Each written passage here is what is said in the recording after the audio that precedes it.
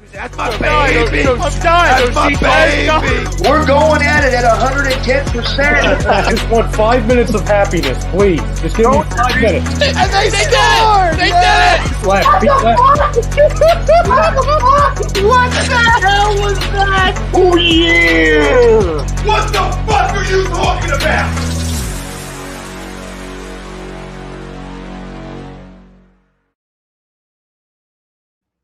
Hi, folks. Bob Mannery here. You're listening to A2D Radio, real sports talk radio for the fans, by the fans, no agenda.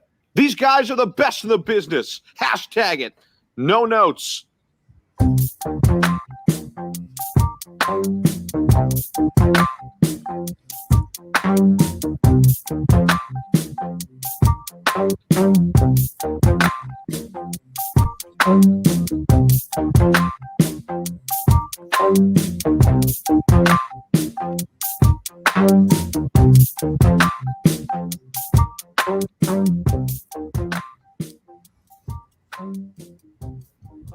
What's up, everybody? Welcome in. This is the Fix AM and the PM right here on A2D Radio. Every show we are brought to you by our doc, make him yours, Dr. Paul Vidal, Specialized Physical Therapy, LLC, Burlington and Cherry Hill locations. Find them on the web, specializedphysicaltherapy.com. Tom Arnone, Ryan Brodo, Ralph Delvecchio, Greg Moakvik, Frank Vespi, the family out there join us. We welcome you in. This season, basketball is finally here. And it feels good, even though the Sixers are losing. But Joel Embiid is on a mission in the fourth quarter, at least, and it looks like, could be the closer the Sixers desperately need. We're going to do Sixers live reactions here in a second. Eagles versus Cowboys preview at the end of the show. We'll circle around the NBA. A lot going on, a lot of games on the docket. So some big matchups, obviously a big one on TNT, where you got the Celtics and the Bucks. So NBA is officially upon us. And it feels good to talk something besides, obviously, the dreaded Eagles, because that is boring and overkill. We'll do a Sixers postgame, obviously, when this wraps up. But our main topic at hand is going to be reacting to what we're watching right now and what we've watched throughout the first 3.5 quarters so far. So, some good things, some things that you don't like right now. I thought early on, with the best part was I thought our second unit actually outplayed our first unit, and that's a good sign because all last year if our first wasn't doing anything, then we weren't beating anybody. So some positives there to build upon, and a positive here in the fourth where it looks like you're getting the best Joel Embiid possible right now. So like I said, some bad things defensively, some lapses. Obviously, we haven't shot the ball from three well in this basketball game, but all things I think this team can get better at. Obviously, Tobias makes 2 free throws, but he's been like non-existent. But I thought Ben Simmons early on, extremely aggressive. Tyrese Maxey, in a small sample size, you're talking about 11 minutes. I thought a big 11 minutes. Instant offense, 6 points, moved the basketball well. Obviously, right before he was taken out of the game, a great look to Mike Scott for a big 3. So, you like what you see out of the rookie.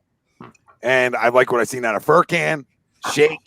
So I like what I see offensively out of some of these guys. And other guys I think are going to need to find their roles a little bit more, right? And that's going to come over time.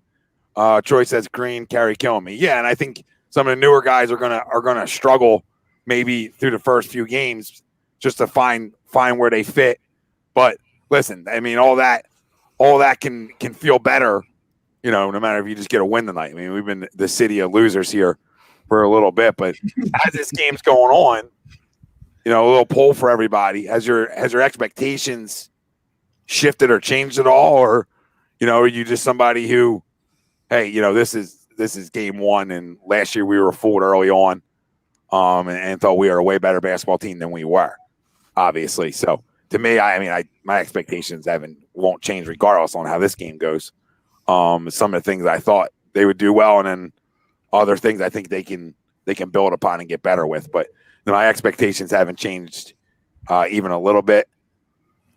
And that's even if they lose, so even if they don't win, I'm staying the same.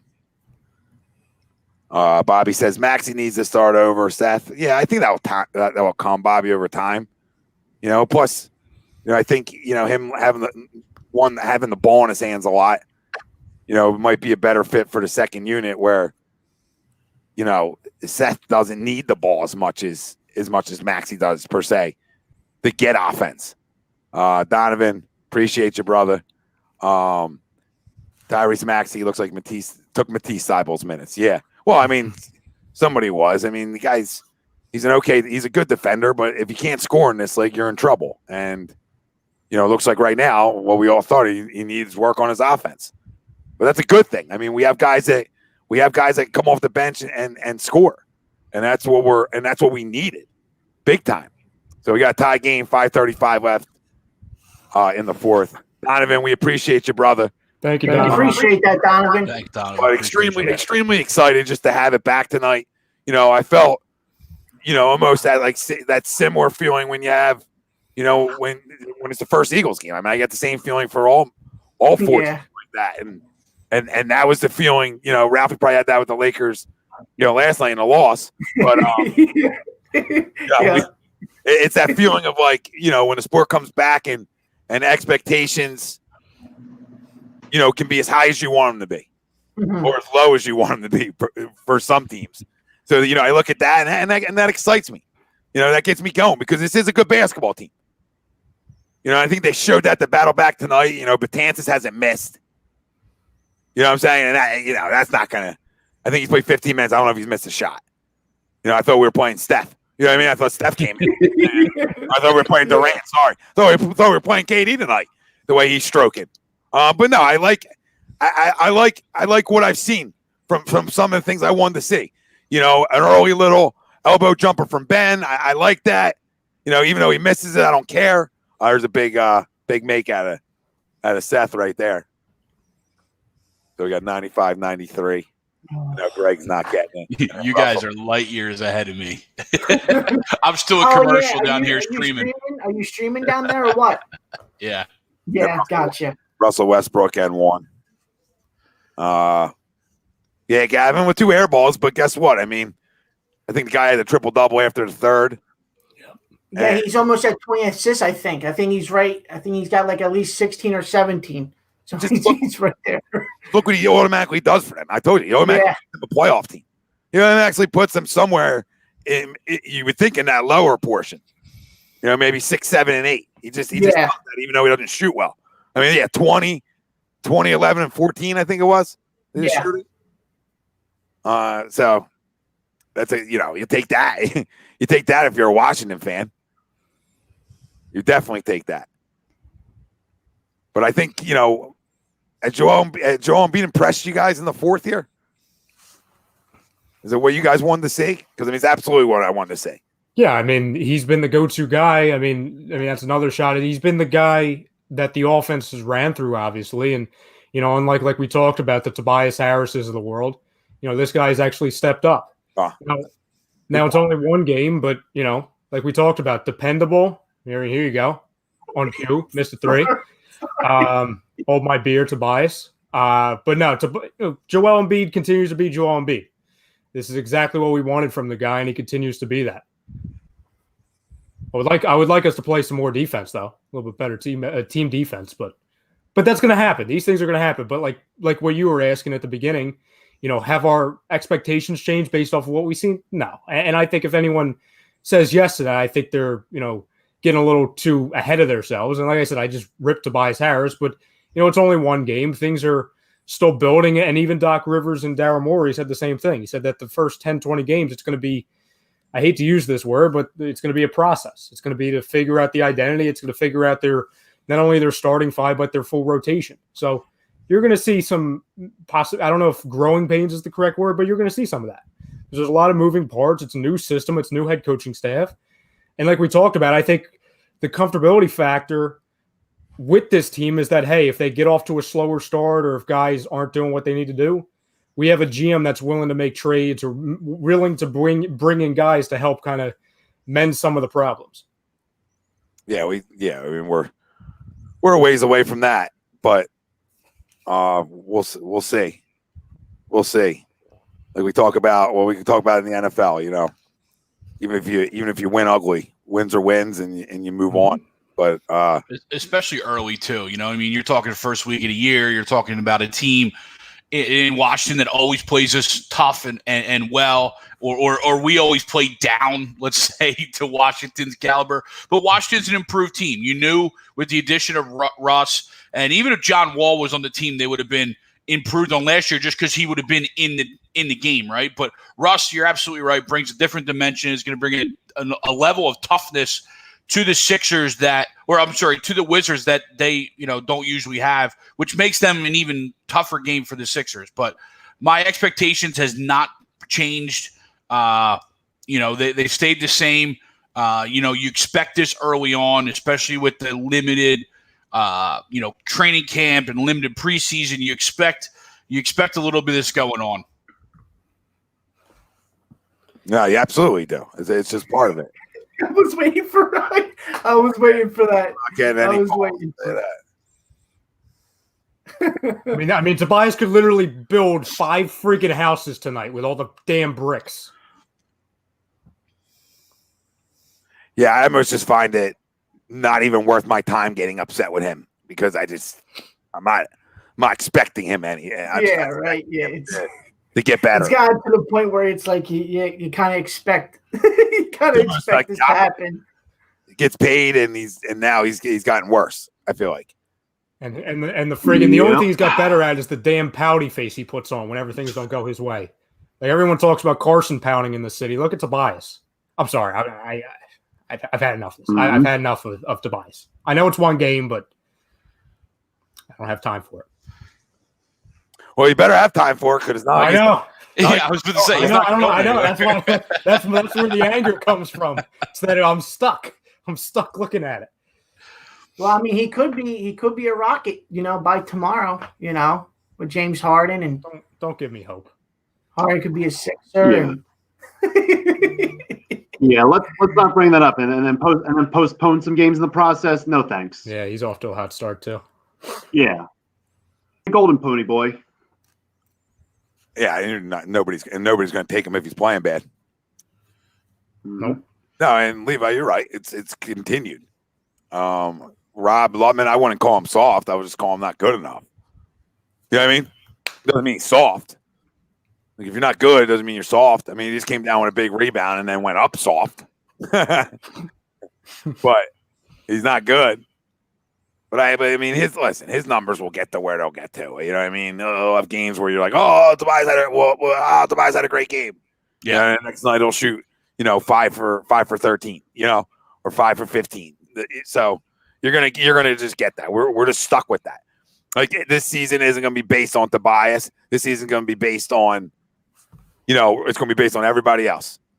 When you talk about Ben and Joe, I mean that's what it's really based in. Based in their improvement.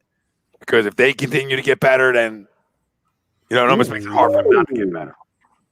How you guys liking Maxey so far? You think he had a solid game tonight? He's got balls, I'll tell you that. Yep.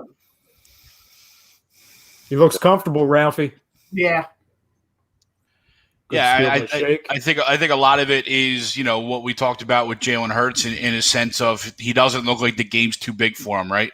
He looks like he belongs. He can do a lot of things on the floor, and it doesn't look like the game is too big or too fast for him. And I think that a lot of that helps it being at Kentucky, who generally produces a lot of pro guys. Yeah, they get guys that are ready to come in and play usually right away too, right? Yeah. But yeah, I mean that's a Kentucky, Kentucky Duke. We don't draft many of them guys, right? Especially at the guard position. Tori, yeah, Shake's looking good. I think our bench production's been very good. Absolutely. What is Sean says? He shared that big contract in the city and city schools. Agree. What Tobias? Yeah, I'm not saying he's big. I'm sure he's a good guy, but hasn't played well. Yeah. It's worse, really. Brett Brown was a good guy too, but he sucked at coaching. You know what I'm saying? I didn't save his job. Yeah, what I'll tell you is, Brett Brown wasn't guaranteed max contract. No, he was not. No, he was not. That's contracts can save your job forever till that contract's over. And the NBA, you'll probably then pick up another 3 years, $50 million, even if you can't shoot. So that's how that escalates. I will say this: Ben Simmons, like we were talking about earlier, has looked a lot more aggressive than a lot more aggressive, and that's what I want. Like, even if you're not shooting jumpers, just be aggressive because you're so big and strong. And I think we've seen that through spurts tonight. Mm-hmm. Spurts. Yeah, I mean, that's like we've talked about so many times, Tom. That's to just speaking for me. That's all I've asked. Like I've always looked at I've never said no to the threes or even the. Ralphie, you texted me when he had that 15-foot jumper, and he's like, "Oh my God, he shot a 15-foot jumper!" Like that's great, but right now, I'll just take the aggressive Ben Simmons. I'll take that because of how much of a difference that guy can be. Aside from what we've kind of seen, unfortunately, a lot, too much the past couple seasons, which is kind of the passive Ben that's going to take 5 steps, go to the rim, but then turn it around and either turn the ball over or not take the needed shot. So as we've seen. And not only we've said it on this show or, on A2D, but so many people that have played the NBA and watched it for so many years have said, when Ben Simmons is just aggressive, not only does it make it so much easier for him, it makes it so much easier for everybody else on the team. No, for sure. No, you're absolutely right. And you're seeing other guys feed off of that. You're seeing Shake be aggressive and get to the rack or get to an open spot at times. And we already talked about Tyrese. He was able to do that, and then Joel turned it into a different animal in the fourth quarter, which is what you always hope for. Yeah, Shake needs to get that rebound right there. Yep, that was actually good defense by Tobias. Good closeout on Betances by Joe. Chrome says we're already talking about trading Joel already. Yeah, I'm sure. It is started at the first quarter. I mean, it is what it is. It's not a trap. I don't know what they. I was gonna say there's no way. Attaboy. These refs have been brutal though. Really bad. No, absolutely. Terrible. It seemed like early on they didn't want to call anything. Yeah. To the Ben thing, you see what Russ does. Like, even if you're not shooting it well, like his aggressiveness travels with the. We're watching right now. His aggressiveness just plays, and teams play through it and with it. Here we go. Here's the Wizards fan. Here's Yusuf. That was a travel by Joe. All right, Yusuf, calm down. All right, you want first place in everything now? Yeah, come on. Yeah. All right, you got a lucky ass World Series. If you lost your star, all right, somehow are going to walk into a division title this year. With 15 quarterbacks playing for you. You got strip clubs. You got so many things going on. Mm-hmm. We're going to need it. We're going to need it. Philly Drinkers LLC is where you can find all your A2D merch as well. But we're going to need big shots from Curry this year. We're going to need big shots from Danny Green as well. I mean, that's what we went out and got these guys for, to make some big shots for us. It's a big mess. Get that rebound. No. What's going on there? My butthole just tightened up. Oh, hello. Tight butthole. Oh, my. Yeah, Don, you make a good point. He says Greg's Magic won today. Let's go. Take him. Markel getting that $50 million extension. Bully ball. Work them, Big Daddy. Take them. This is the Joel Embiid we all want to see. That's probably going to be good. Big Get man. that rebound. Let's go. Come on. Big possession. Up 2. 52 seconds left. Torrey's firing shots, and I've legit never seen a Wizards fan before. It's so cool to see. So rare. Get the ball back. Let's get the win first, Torrey. What is that, Shake? That's a foul. You got fouled. Yeah. It's definitely a foul. Is it? Yeah. No, I know what they called it. I'm saying, like, is it? I would like to see it again. What is Spellman saying? He says, off topic. Tomorrow I'm done playing Santa to Southern Jersey. There's body. I will be drinking heavily. Delivery services are done. Oh, is that what he's talking about? Okay. Brinks. No, I mean, that's why he's a guard and needs the ball in his hands, because when he does it, I mean, I've seen him post up a few times a night. and being strong with and wanting the basketball. So I mean, I've seen that. I've seen a 1-2. Oh, Yusuf, don't you start. Don't you being like, oh, off of one call, the refs are bad. Don't you start, Yusuf. Yeah, they did a horrible game. Yusuf, there was that last one was all body. You can't body up like that. Can't. Go watch the replay again. As soon as the contact of the body like that, it's a whoop all day. Oh, there's a Thibault sighting, by the way. Yeah, Thibault sighting. Defense. As you should. All right, here we go. Here we go. Oh, man. That sucks for Greg because he's streaming. So he's like, what's your TV say right now? I'm in a minute 28. Oh, no. Sorry, Greg. I froze, and then when it came back, the stream never picked up. So I'm still probably a minute away from you guys. Yeah. Sounds like it doesn't get good. Well, you'll be living vicariously through us, which might be a really good thing or a really bad thing. Pretty much, yeah. Yeah, and like I was going to say to you, Ralphie, when we went to timeout, I remember this feeling. Yeah. Feels like it was yesterday or like 2 months ago, for that matter. I've seen this movie before. Yeah. Oh, man. I used to feel that way with the Eagles, but that was like last season. We never got to that point with the Eagles this season. Nope. That feeling was done in like the second quarter for the most part. So 15 points in the fourth for Joel. Everybody said that he couldn't be a closer in the fourth. That's what I pretty much heard this offseason. Yeah. Which was short, but it's pretty much what I heard. We didn't have that closer.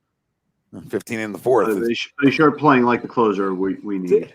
Daly says, avoid the chat there, Greg. Spoiler. No, avoid us. We're spoiling. Yeah, we're spoiling the whole thing. We're in the future, according to him. We're a minute of game time ahead of him. 107-105 Sixers. 33 seconds left. Sixers basketball.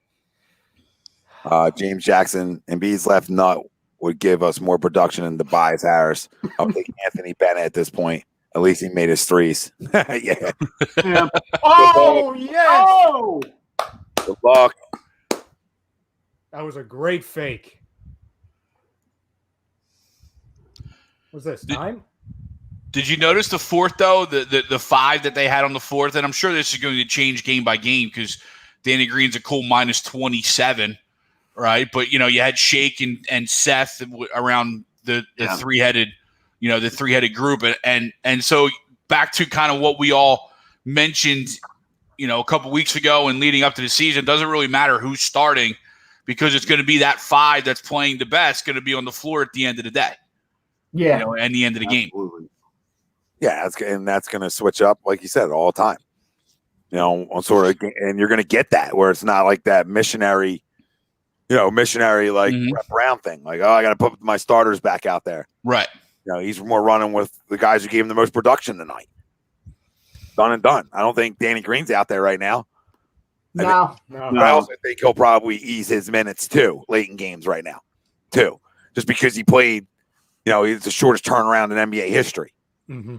True. So, and it's a veteran guy too. So I would assume that they're going to try to limit his minutes, especially when Shake's playing well. Right. If Shake's playing well and they can limit his minutes, then give it to a younger guy. A young guy's going to be able to. His legs are going to be fresher a little bit longer. So, you tie that into it a little bit too. But no, I mean, you're spot on, Greg. And that's coaching. Mm-hmm. Right? And that's coaching because this is a game we absolutely lose last year. Whew. Absolutely. Yeah. 100%. Get out-coached, outworked, and in the crunch time, who had the ball in their hands? Yeah. What guys around that could shoot? You know what I mean? They had to decide. And credit to Joe, game's not over, but credit to Joe. He worked in the fourth. Yep. Get out of here. Bonga for three? What? Yeah, he would have made that. I was leaving. and Anthony saying Westbrook looks funny in a Wizards uniform. Yeah, it does look different. But I will say that because I know there's a lot of Wizards fans chiming in, especially on the YouTube. A rare sighting of Wizards fans. Well, and there's more. We've been seeing it on our shows, especially on the Fridays. But regardless of what happens tonight, that's a fun basketball team, especially compared to the last couple of years where they've been really stuck with no direction. I mean, they were also working without Hachimura and Bertans on a minutes restriction. Thank God. Say that again, Tom? Thank God Bertans was on a minute. Oh, God. Yeah. If he wasn't, he would have 58 right now. I mean, the dude was shooting from the fucking logo. I was getting tired of it. Greg, and I was like, oh, that's going to be good. No question about that one. Oh, catch, shoot. Yep, good. Good. Greg, that's why I wouldn't shut up about him all last spring. That's why I mentioned him every 5 seconds. Oh, I'm fully aware. Yeah. You know what's shocking though, and Ala kind of brought it up on the broadcast, and it's like, how did the Spurs just let him go? I don't. You know what I mean? Like he started with the Spurs, and how do you just let that? Let him walk like they did. But no, I mean, well, you're right. We're glad he's on a minutes restrictions and hope, thankfully that timing is up.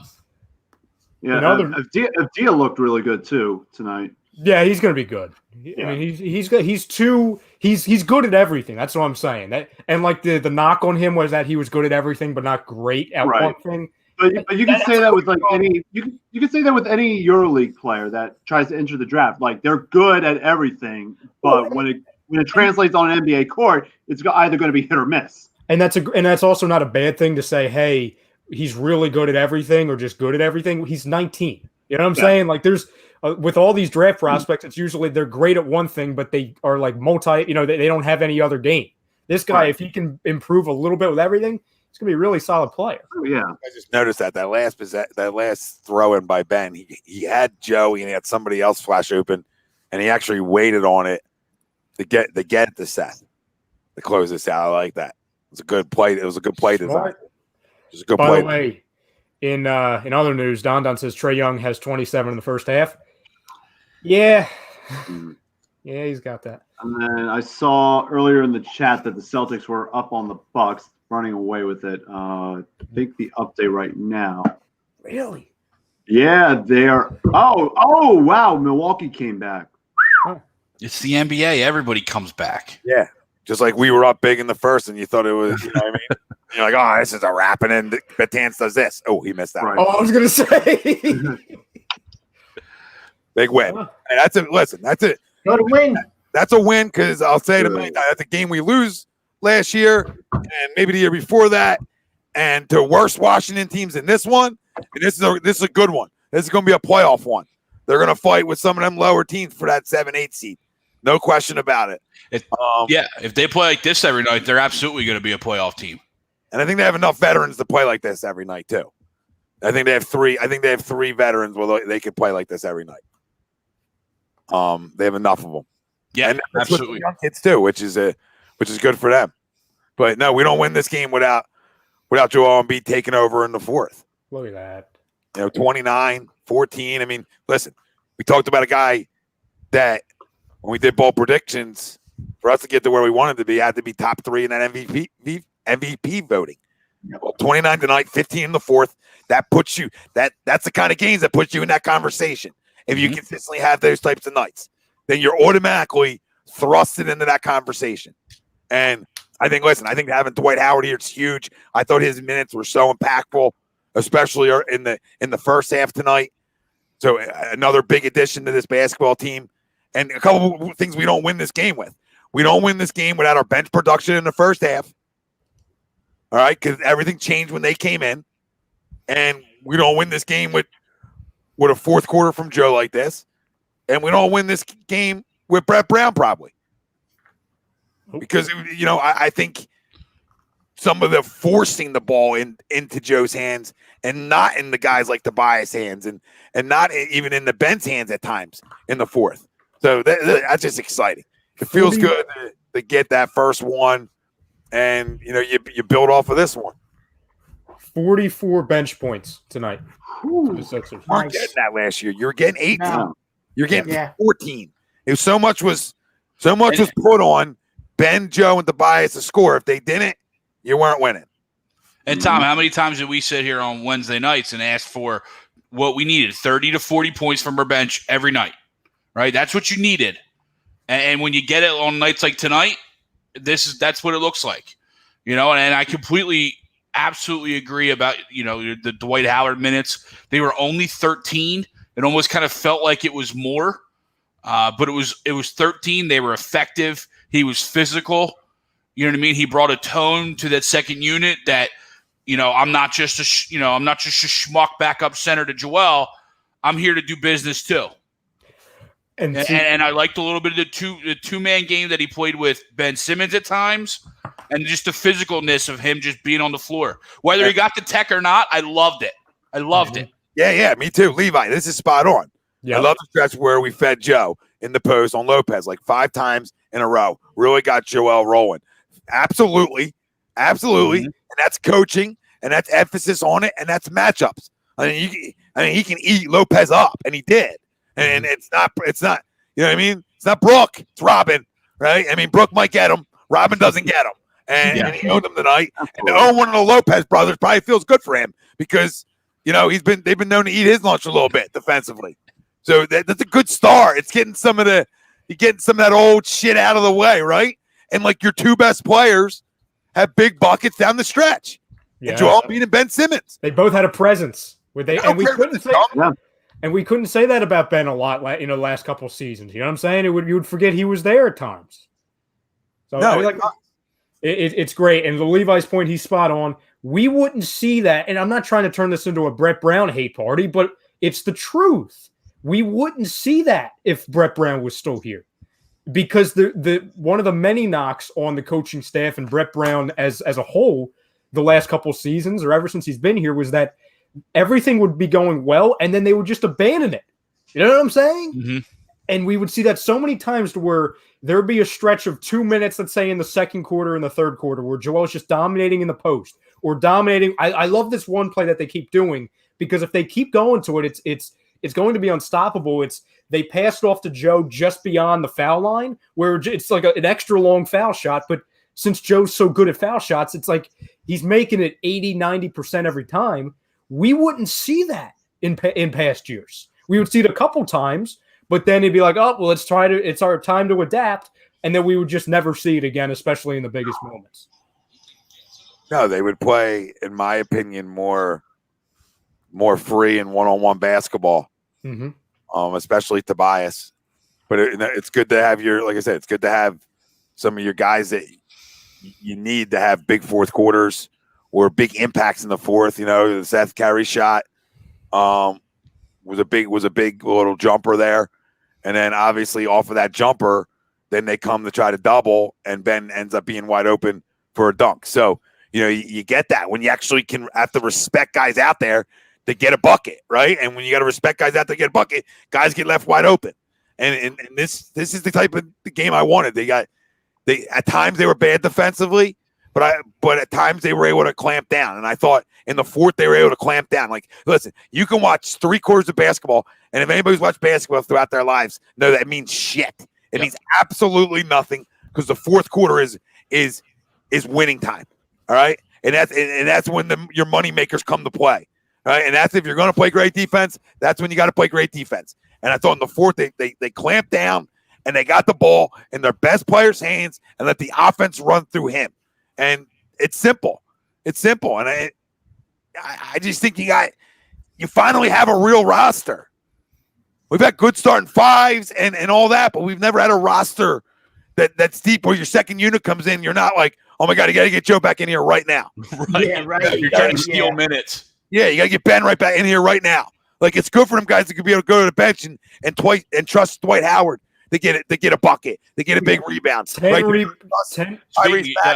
get a rebound. I mean, they get a big shot. Be able to trust Shake, right? To get buckets, and the list goes on. So that's what I took the most out of this game, was that we had that Mike Scott comes in, a big 3, big couple shots. So at least I'll pulse, right? So them kind of things are what we needed. And like you said, Greg, 44 bench points. We couldn't even sniff that last year. 44, we might not have gotten 4 games. I mean, I'm not even kidding. I'm not even joking. Like, I'm saying 4 games, we might have got 10 a game off our bench at times. Like, it was tough to watch when you brought in, and Furky. I'm forgetting about Furky. Furky had a good night tonight. Beefed up a little bit, looks a little bit stronger. Yep. Threes, looks more confident. I love that. I like that second unit. Matisse Thybulle, you can say this vlog right now. Coming in the fourth, D up a couple times. This vlog, because I really like the way Doc Rivers is going about this. And I know people, Max's got to start. Listen, like Greg said, we've seen tonight, it doesn't matter who's starting. It matters what he goes with in the fourth. And there's going to be times he switches that up and goes different looks. And tonight he went off of feel and who was playing the best in the fourth. And listen, man, that's adjustments, that's coaching. And that's the difference maker of being a 2 fucking seed and being a 5 seed. That's exactly. And I'm glad we finally have a coach that makes adjustments. Exactly. I'm so glad. And I think Shake had 18 or 19 off the bench tonight, which is 19. amazing. I'll just read you, 4 players, off the bench that made differences in different ways. Like you said, Tom, with Dwight Howard, 10 rebounds in 13 minutes. 10 rebounds. That's huge. Especially. And I know he had at least 1 block. He might have had more. I'm sure he probably had 2 then, if I definitely remember 1. So 1. Yep. Yeah. Only credit for 1, but yeah. I mean, a block, 10 boards. I mean, what do you have? 4 points? I mean, 2 for 2. Yep. I mean, listen, this is a guy who went and got big money in Charlotte, right? Right? Remember that? Right? Yeah. Charlotte deal, and was like averaging 20 and 12, right? Like averaging 20 and 12, and then I think realized like, wait. Do I want to do this or do I want to go win? You know what I mean? And I think he decided like, I'm going to go win, and sort of changed the way he went about his whole behavior. And listen, turned himself. You forget it's crazy. He's been in the league 17 years. It's nuts. Nuts. Yeah, it's insane. Like, woo. How fast was that? Let's not click on that unless you want some like a little Chinese dating app. Looks like Bengali and Hindi, and I do not speak either of those languages. The fact that you could pull it out like that, the fact that you now I feel bad for saying Chinese. You know what I mean? I feel bad. Like I like Homer Simpson. I'm going back into the bush. I was just reading what it says. It's all BD. I'm like, oh, that's Bangladesh, IN, India. So listen to this real quick. I know you're going to read off a couple more before I forget about this. But Ben, 7 for 12, right? Efficient for 16, right? And 9 and 7, and then Joe, right? 10 for 17. That's so efficient. That's efficiency out of your 2 best players. And then Tobias hurt you tonight, 3 for 13. In reality, he's not going to hurt us every night. You know what I mean? I know we're mad at him tonight, and we need more from him, and we all completely agree there. But there's going to be nights where he's going to go for 25, and he carries a little bit offensively. So, I'll take a win where Tobias goes 3 for 13 because that means I'm better. Because last year I'm not winning if Tobias goes 3 for 13. I'm getting right out the fucking gym. Yep. I'm getting right out the gym. Start the bus up. Start the plane up. Right? Get the showers on. Get the showers warm. The boys are coming back early. This is a wrap. You know what I mean? Like, that's what it was. And the fact that you can go ahead, right? You can read off the bench guys, but the fact that you get this type of production from your bench is the difference of winning and goddamn losing in the NBA. It's that simple.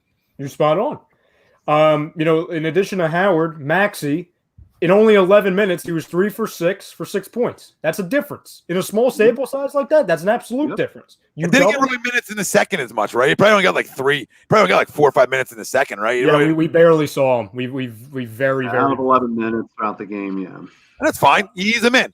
Yep. No issues there. Keep the confidence up, right? And another thing too, to overcome the way you guys started in the third quarter with not scoring a single point until the halfway mark of that quarter. I mean, like you said, Tommy, you guys probably would have lost that game last year with the adjustments. Yeah. That's what lost us all of our away games last year. How many times were we on the road going out of the half and we had an atrocious third quarter?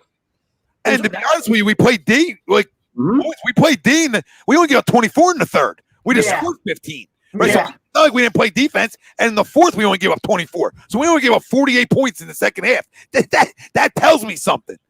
That tells me that I got dirty a little bit. Right? I got my palms a little dirty.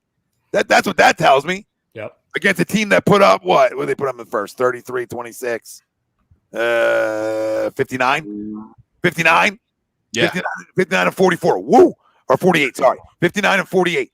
That's a huge. That's 11-point difference that you were able to take off of them in the second half, and still make up for the fact that you scored 15 points in the third quarter All right.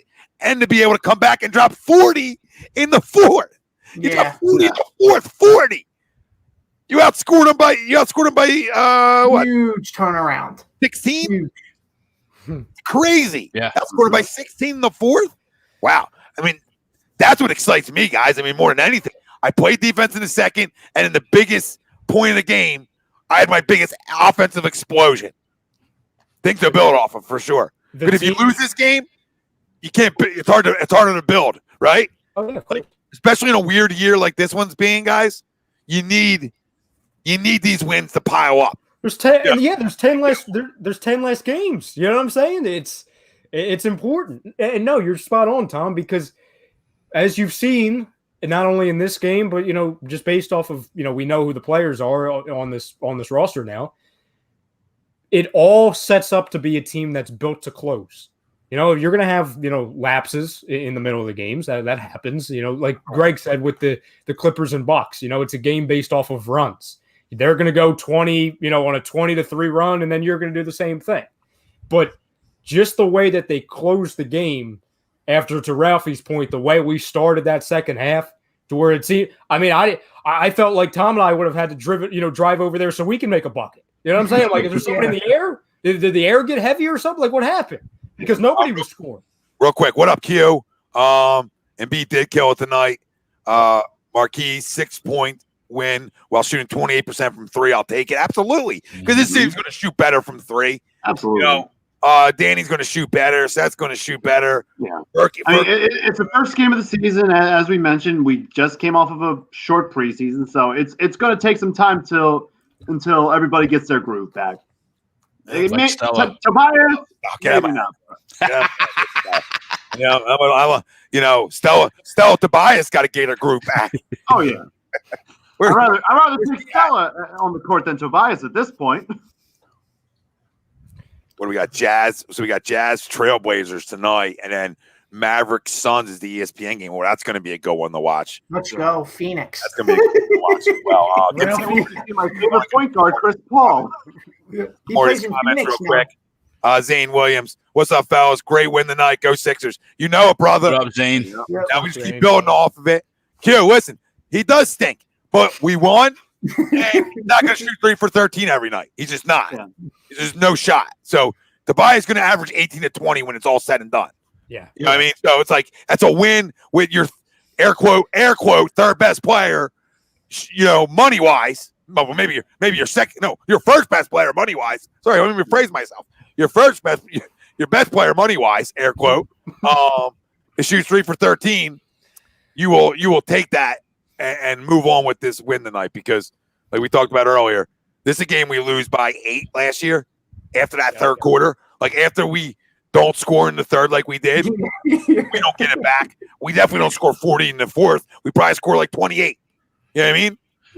The only thing I questioned too during the game, and again, that's a far cry from last year as well, was that timeout in the third quarter, right after we got that bucket, and he came back out with that same 5, that starting 5. They looked slow in that third quarter. Like they didn't look like they had their legs back from the halftime. They were just getting dominated. I would have liked to seen an insert of Shake or Maxey to get a little bit of burst, but he kept it there, and then obviously that translated into the fourth quarter, being able to play Shake the entire fourth quarter, right? But that was the only time in the game where I sat there and when he came back out, I go, "We're sticking with that 5." Like they just looked slow and lethargic, especially because Danny Green was struggling as well. Yeah. So it's like, all right, here would have been a nice chance to go get somebody else off the bench, get Green off the floor. Because, he struggled. He's not always going to do that, but he struggled tonight. He was I'm not a big plus minus guy, but he was a minus 27 in his time on the floor, which guys starter are usually going to be high, but he only played 18 minutes. Mm-hmm. So that's the key part with Danny. You know what I mean? Like, he played less minutes and was the biggest plus minus as a minus. Yeah, and that's telling. And he looked slow tonight, which is like these guys played a lot of basketball the last 2 years too. Absolutely. So I want to factor a little bit of that in. Robert, California. Ben looked good tonight. Elbow jumper that he missed early on, and then was just aggressive. Rob, he was just aggressive. He rebounded well. He ran the court well. He passed well. He played good defense, in my opinion. So, I mean, I have no issues with Ben Simmons' performance tonight. Scott, he had 16, 9, and 7, so he was just shy of a triple-double as well. Yep. Scott says Tobias Harris is earning his money like Carson Wentz. I'm not going to do that to Scott. Even on a Sixers show, the Eagles bring us back in. Oh, of course. Prism, yeah, Luke will ball out. They're both going to ball out. That's going to be a ball. It's going to be ball out city down there. Yeah, Sean. I mean, yeah, let's see what this team looks like in 10 to 15 games in. Yeah, I think better, right? Like, I think you're going to get a better team moving forward. Mm-hmm. Now, who do you guys play next? I believe it is the New York Knickerbockers. Oh, 2-0. I'll start doing that, right? It's the NBA. but Ben is undefeated against Knicks. He's never lost to the Knicks. Is anybody watching the Celtics game? Right now. I'm actually watching it right now, and boom goes the dynamite. Yeah, that's why I didn't want to say anything because I didn't know if anybody was watching it. What happened? That's a cold boy right there. What happened? Jason Tatum banked hit it. 3. Banked 3. Banked it. What channel? 0.4 seconds. It's on TNT. Wow. Thank you. What a win there. What a win there. To further emphasize the bench, again, not a huge plus-minus guy, but all your bench guys were all pluses. Huge. Nice. Wow. All pluses. I mean, with the exception of Thibault, but he only played a 30 seconds. But everybody was a plus. Shake was a plus 33. So, again, just shows that when they were on the floor, they were effective. And they obviously kept us in the game and helped us get us over that hump. Tatum grew too, by the way. He's like 6'10" now. Yeah, that's what they were saying. He's 6'10". What a stud, though. That's on Giannis as well. Yeah. Couldn't happen to a better guy. Giannis is like, is it too late to throw that contract in the trash? Is it too late to just transfer that to Miami, please? Hey, but listen, I mean, we're in a tough division too with the Nets and Boston and us. Yeah. That's tough too. That's why these kind of wins tonight are important. You're gonna have to keep pace with these big dogs. That I think I said Miami's gonna take a little bit step back. I don't care if they win tonight or not. Or if they did win. I don't care. They'll take a little bit of they're playing the Magic, so that doesn't they lost. And they lost. Anyway, so I think the Heat take a little bit of a step back. We talked about that top 4, right? Like that top 4. Maybe 5 is going. They could be a game apart from each other. You know what I mean? Like your top 4 teams could be a game apart from each other. Mm-hmm. Game and a half, 2 games separating teams. It could be crazy. You know what I mean? It could be wild. I think that's how even a lot of these teams are. No, I don't think he called bank either, JP. No back call. He saw Giannis, he's shining and said, I hope this goes in. But you're right, Tom. This Eastern Conference isn't the same that it was for the last handful of years where people would look down on and be like, it's just the Eastern Conference. I mean, like you said, you just look at our division, especially with Boston and then the Nets last night. I mean, Kevin Durant looked at the camera and he said, what Achilles? You know what I'm saying? He's like, what Achilles? Well, why? You know what I'm saying? I just took the last year and a half was vacation. I was just chilling. You know what I'm saying? I said, hey, just let me see them before I can't, they had a non-available next to their name, in my opinion. Just let me see them. And then, in the first quarter last night, I'm like, seen enough. Yep. This is fun. I got to deal with this fucking guy. And then I'm looking at their bench, and their bench is loaded, which we already knew, but we weren't sure about. Is KD going to be KD? Yeah. And where's the world's flat guy? Where's his head at? Where's Captain Sage? I'm telling you, man. Where's Sage guy? What I saw from Durant last night. You can just leave Kyrie at home, Ralph. Just Kyrie just stay at home. He don't even got to come. They only come to the arena, and they're a top 3 seed. They only come to the arena. Yeah. And his old running mate's that good, where he's going to have Washington in that 6, 7, 8 range. Yep. He's that good. That's why if them dudes would have stayed together, they definitely would have won together. Absolutely. Definitely. But this is what happens. You know what I mean? And I don't want to happen to Ben and Joe because, guys mature, guys get better, guys learn how to win, guys toughen the shows over time, right? So, like I said, the same thing you talk about with the Eagles. Wins are wins, especially with a new coach, especially with a lot of new pieces. You want that chemistry to hit No quick. way! Stop it. Did he make this? Oh, the Did they just call that, Tommy? Tommy, did they just call that? wow, the bailout. The bailout. Tommy, they just called that? Bailout City. Oh, my goodness. Oh, my goodness. Tristan's like, somebody call Chloe. Somebody call Chloe. This is what I want to know from the people. Wow. I love the NBA. I'm so happy. Wow. I'm so happy it's back. That's a terrible call. Do you guys expect? Absolutely. Do you guys expect Joel Embiid's fourth quarter performance tonight? Do you expect that to be a trend throughout the year? Yeah, I'm asking that to everybody, family out there joining us. Like, double-digit fourth quarters, big when you need them to be. Our closer that supposedly people were asking for, which I don't even know why it's right in front of your face, biggest guy on the team. But like, just everything. You know what I mean? Like everything. It doesn't just have to be in the post. He made a big jumper too in the fourth. Like, you know what I mean? So it just doesn't have to be in the post. He made a big three earlier in the game. That's a shit call, Bill. I know you're a fan, brother. It's a I shit hate call. the Celtics. Terrible call. I would like to punch the little Irish mascot in the face. All right, that's what I'd like to do to the Celtics. But it's a horrific call, terrible call.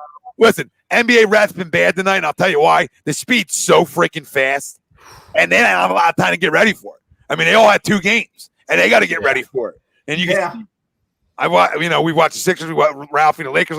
There's been bad refereeing early on here. And that'll get better. That'll get better. Tom, you ask a great question with the Joel thing. I would say the only way I would not expect it. Hey, granted, there's going to be off games. I'm not saying he's going to. I'm not asking him to be perfect every game, nor is anyone. But the only way they wouldn't go to him as the primary kind of directive of the offense is if a Tobias Harris, even though I don't believe it, even if a Tobias Harris is just lighting it up. You know what I'm saying? Where they're just just three.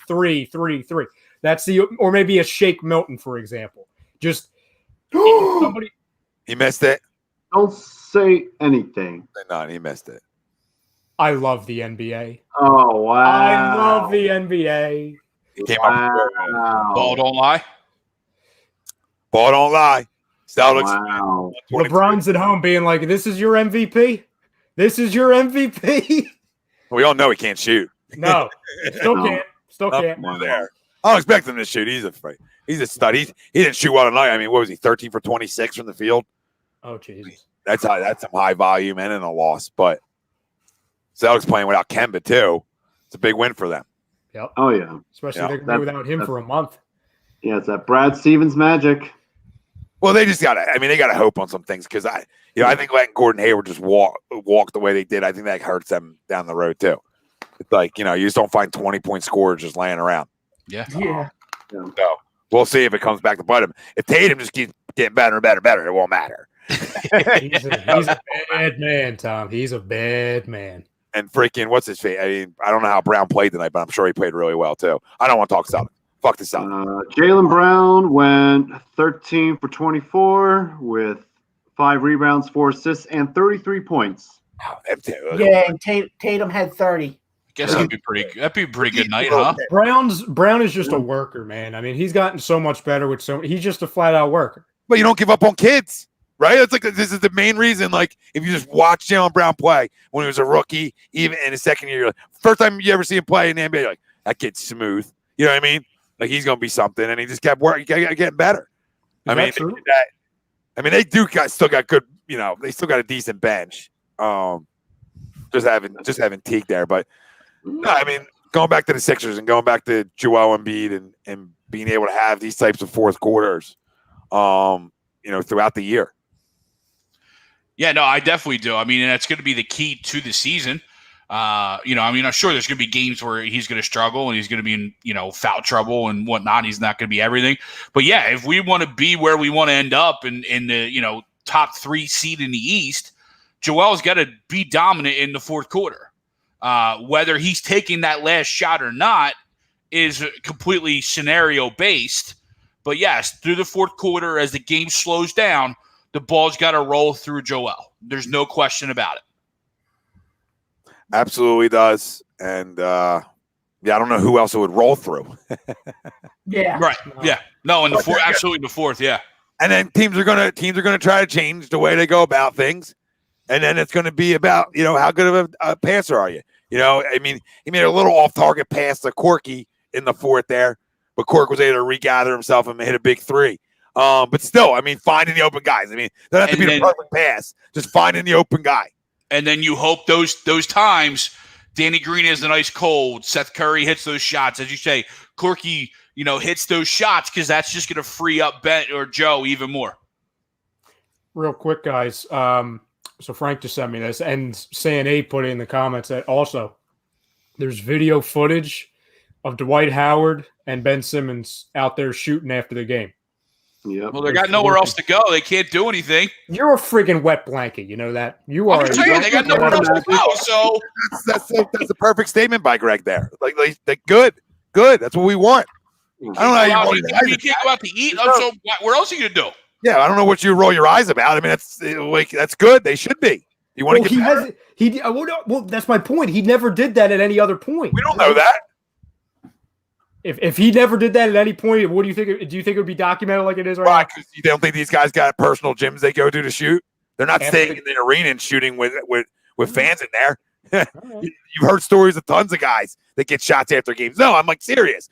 All around the NBA, we don't think they do, but all around the NBA, guys have bad nights and they get pissed off and they go jack up another freaking 500. Not saying he does, because we have no knowledge, but I'm not going to say he hasn't.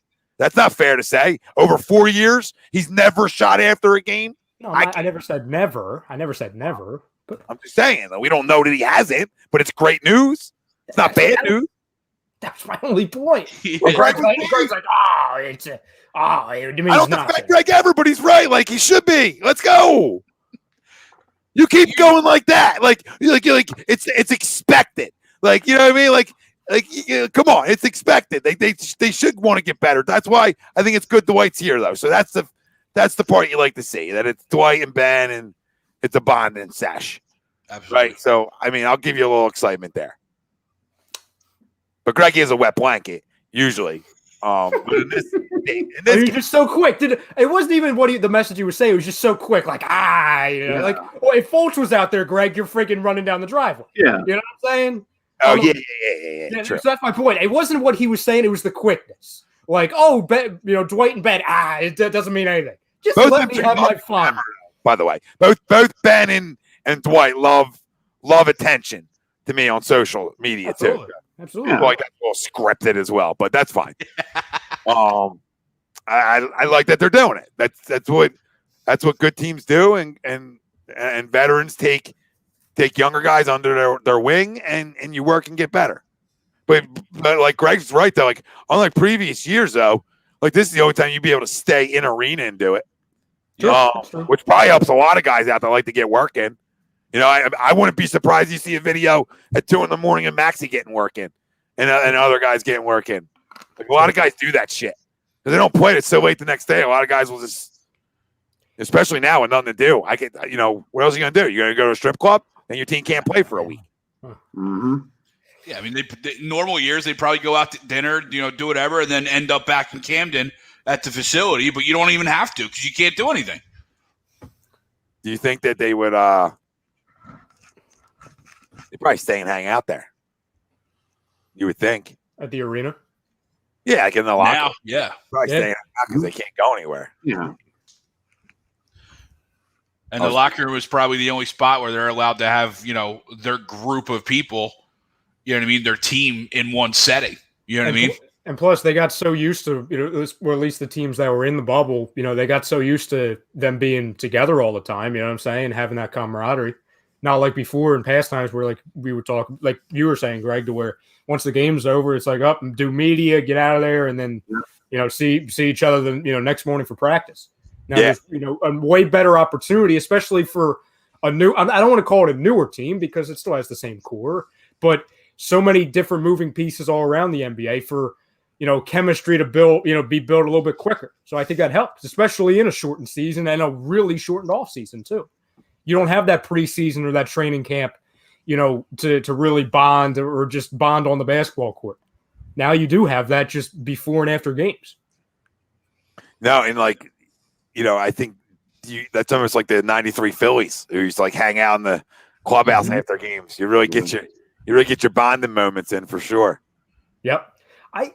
I gotta say, like, and we love like nasty comments on a bunch of stuff, but like, you're not the only one, but like, there's so many people that are, I want to say like panicking that Thibault wasn't in there a lot. He's a specialist, guys. He's an offensive specialist. Yep. He like that's all he is right now. If he adds more of an offensive game, his numbers are going to go up. But I don't like, I don't know anybody that played tonight where I would say, oh, Matisse should have played over them. I'm actually more shocked that you're shocked over the reaction. I mean, all season, I'm not. Season, everybody was so unwilling to include Thibault in any type of deal just because of, oh my God, it's Matisse Thibault. You know what I mean? But no, I completely understand. Yeah, I mean, the way everybody played tonight, where was he going to go? Where was he going to play? He's the Boston Scott of the Sixers. I understand that. He's one of these guys that, hey, they're the next this guy, or I understand it. And the vlog camera's the extra cherry on the top. I mean, he relates to people. Is Mike Scott going to get 17 a night? I don't know. But I just try to think, like somebody said Ferguson, like I don't expect him to get much at the 4 potentially, because in theory at the 4, it's only Tobias. Yep. So Mike Scott could potentially be getting in that 15 to 20 range. And he's that other shooter that we need to. Because who are you going to play, Furky or play Thibault? That's not a question. So you're going to play Shake or Thibault? That's not a question. Maxi's a point guard, so that doesn't matter in the equation. Right. Howard and Scott don't matter in the equation because that's a center and power forward. So, like Greg said, who the hell is he playing over? Because Furky's so important to this basketball team. Played well. Yeah, played well. I mean, that's your 3-point guy. I mean, him and Shake and Scott being able to hit 6 threes off the bench is important. Important because Embiid hit a 3 and Seth hit a 3. But besides that, you had a lot of offers. Danny Green 0 for 4. Tobias 0 for 4 from 3. Right? I mean, that's 1 for 5 was Curry. So you didn't shoot the ball well where you're starting 5 from 3. Lord, I don't know where the confusion is. He's a specialist. He needs to play instead of Danny Green. He's not going to do that. But no, come on, guys. He is a spark off the bench. Not really. No. Especially when you have Maxey and Shake and Furkan are sparks. And he's just better than Green. He's not. He's going to get minutes, guys, because the shortened season, it's like more condensed too in a way. Like you're just playing a lot of basketball. He's going to get minutes. He's going to play. I would say everybody calm down, stop panicking. We just one game tonight. Relax. This is what you win. You win with veterans in this league, guys. So if you're trying to get the Eastern Conference Finals or you're trying to get further than that, you need good vets to go around your young guys. Thibault can start over Tobias. That's fine. I wouldn't even do that. No shot. No offensive. Like, what am I scared of offensively? He can drive. He almost clogs things up offensively because you don't have to like even cover him. Like what are you going to have him? You have him, Ben, and Joe out there at the same time? I don't know. I just don't think you're stretching enough unless Tobias is shooting well. So if Tobias is having a good game, then you can make up for Matisse getting some extra, getting an 8 to 10 minute run because Tobias is shooting well, so he can run with them. Like that's the whole thing. It's about fit. You know what I mean? Who's he fitting with? Like who would you rather have with that second unit? That second unit was instant offense. Shake, Furky, Maxey, Scott, and Howard was instant offense. Instant offense. And tough. You got, Dwight's a good defender. Maxey's a good defender for being a young guy. Shake, I can't call him a good or bad defender. You know what I'm saying? But like that second unit can score and put up points in a hurry, and that's what you want. It's true. This is a good question. Or a statement. I think it's fair to say Shake is our 3rd best player. After one game, can you say that though? I mean, in this city, yes, that's what we do. Okay. Do you think he could eventually become that? Sure, everybody eventually could become it. I don't know, dude. Tobias Harris is like, I know we crush him because of the money, but in reality, the guy averages 18 to 20 a game. Them guys just aren't all over the place either. They're just not. Or he wouldn't have got a max deal even here. You know what I mean? He would have got paid somewhere. Somebody would have paid him that kind of money. Absolutely. Somebody was paying him because the numbers dictate it. We see it with our eyes that the dude comes up small a lot of times, but he was going to get paid somewhere. And his numbers are going to get to his numbers. I'm going to promise everybody his numbers are going to be better than Shake's at the end of the year. It's not a shot at Shake. We talked about it. If Shake can get up to 14, that's a big jump. That's a big jump for him. Yeah. That's a huge win for us. And what do you have tonight? 16? 19. I know you had 18. 19? I'm not going to expect that night in and night out from him, but that'd be great. If he does, shit, it's a huge positive. But I'm not ready to say he's our third best player on our team when I know Tobias can play. It's just like if he's not making his shots, he hurts us. That's all. No, and absolutely. I mean, since 2017, 2018 season on, he's averaged more than 18 points a game. And he's been in double digits. He's been 14 plus since 2013, 2014.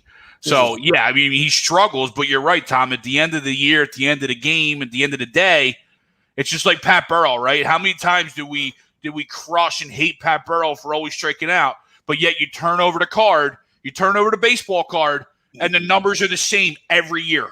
All the time. And I'll say this to you guys right now. We won a basketball game with Tobias shooting terrible, Seth not shooting good, and Danny Green not shooting good. We just won a basketball team with those three shooting that bad tonight. You think they're going to shoot bad all year long? That's not how it goes. That's not how any sport goes. They might go through some funks, but now imagine nights where they're scorching too, or hitting open threes. I mean, if them guys hit 2 or 3 open threes, we roll them tonight. You know what I mean? You hit 2 or 3 open threes, we roll them. And that's the difference. Tobias missed open threes tonight. I don't expect him to constantly do that. Like, he just won't. Now, maybe in the playoffs come around, yeah, I'll miss open threes again. But his numbers, so don't think anyway I'm defending him. I'm just saying his numbers are going to get to where they are. Shake's got a ways to go, but it's a great start.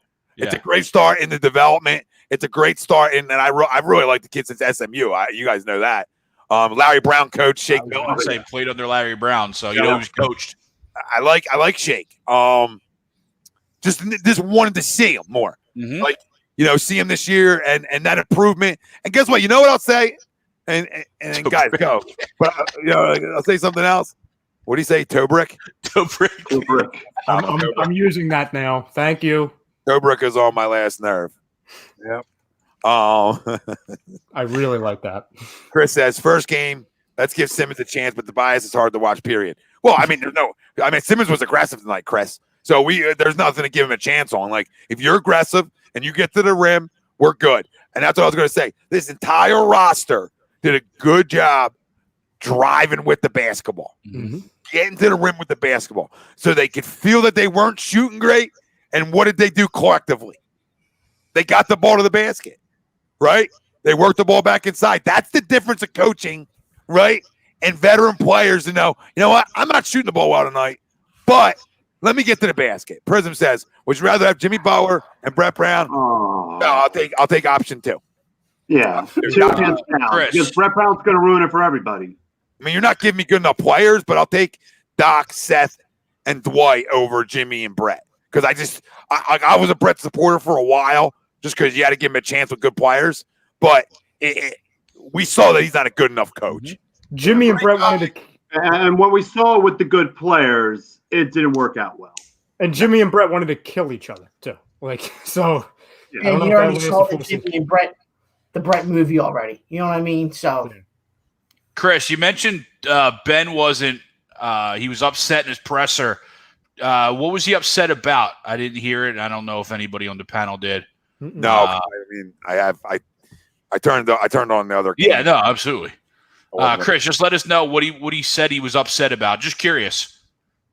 Keith says, Keith Williams says, maybe Sam Cassell is teaching Ben. We didn't have this before.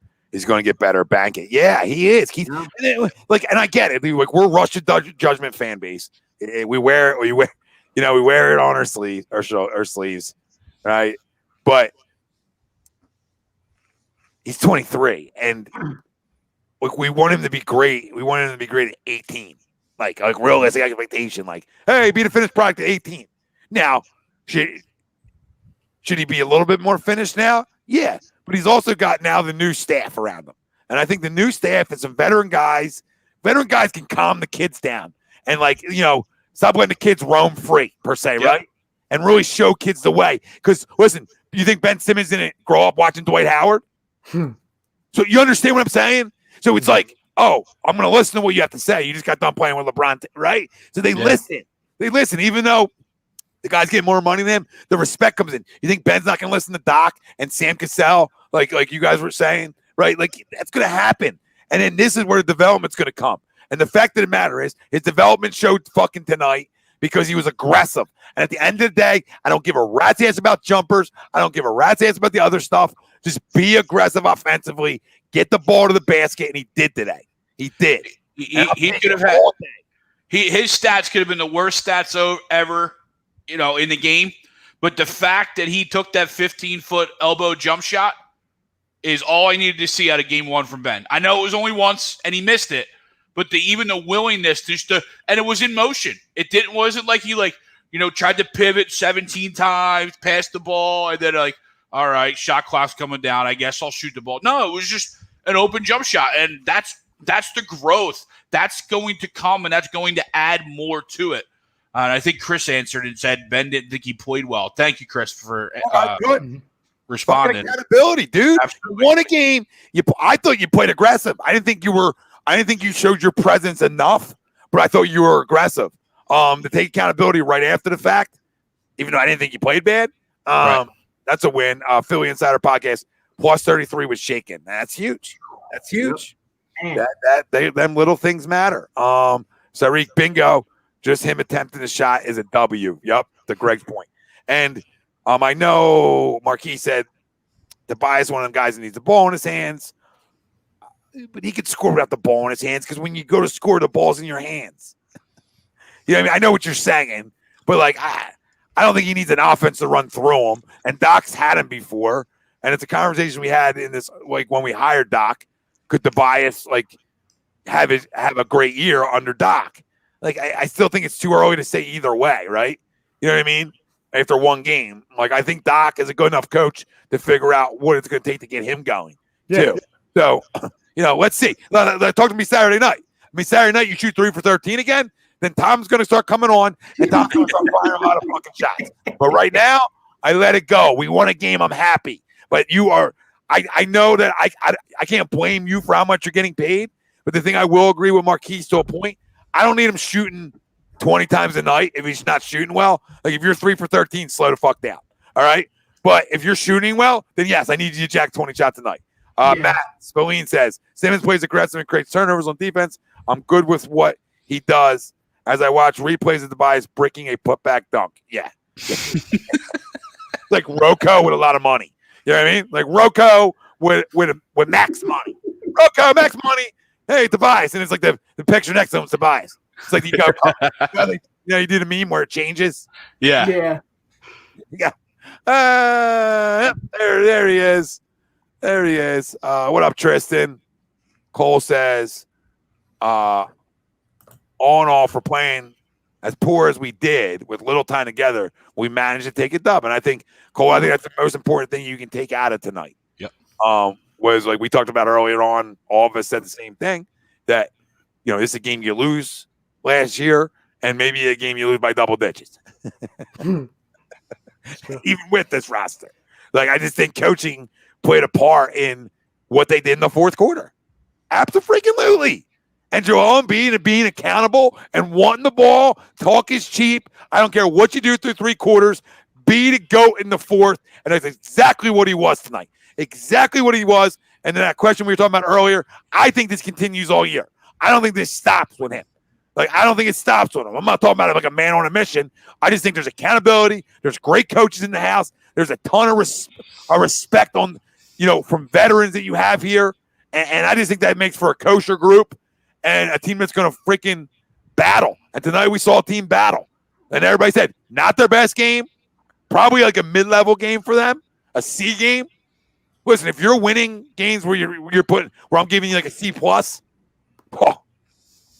then we're absolutely better than we were last year. Absolutely. So There's no question. And I think the C+, B- is right about what they were. Because you can't go any less because they won, right? Yeah. But you're right. There was stretches of that second quarter, that third quarter where they were bad. Yeah. But they came back with a W, and that's all that really matters. That's it. All the rest of it's bullshit. I'm not playing 2K. I don't give a shit about your stats. Yep. Like I ain't going back. I'm not all giddy over your stats if we win the finals. I don't give a shit about your stats. I care about the trophy. I don't care about your stats.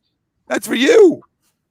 Keith says, straight up, Tom, respect to the coaches and vets on their bench, and that's important. JP gives him a C-. Marquis says, Embiid plus shooter is Embiid being MVP all over it. Yeah, and that's why I think it continues throughout the year. And then Marquis says, "Get Buddy healed." Now we're doing this again. I saw some like trade suggestions earlier. I'm not going to say a particular name, but it involved a guy from Chicago. Shut up, Frank. You can't blame me this time, Tom. They got blown out tonight, by the way. Serious, Frank, with this guy again. He freaking is. He's so overrated. It was somewhere in the comments. I didn't say it. You can't blame me this time, Tom. 9 for 19 and 1 assist. One assist. Hold on, Mr. Athleticism. 2 rebounds. 2 rebounds from that dude. Punch yourself square in the face. Westbrook had a triple-double in the first half tonight. In the first half, I think he was 2 assists away. Guys 2 inches smaller than you and had freaking more rebounds than you had. You probably have all week. Are you kidding me? Dude's a fraud. Zach LaVine's the biggest fraud in the NBA. I hate his name. I don't want to talk about him anymore until they actually win basketball games in Chicago.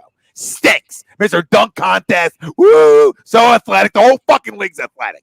Jesus, God. The whole league's athletic. I can find guys all over 9 for 19 with 22 points. It's like no production. 1 for 8 from 3. Enjoy yourself. Soak that in. And then Ralph. 5 fouls too, so stay hot there. 1 assist and 2 boards. What a night for Zach. What a night. I hope he gets electrocuted by your freaking by your freaking lights, Frank. It was for bringing him up. I love you, Frank. Thanks for getting me going. I needed that.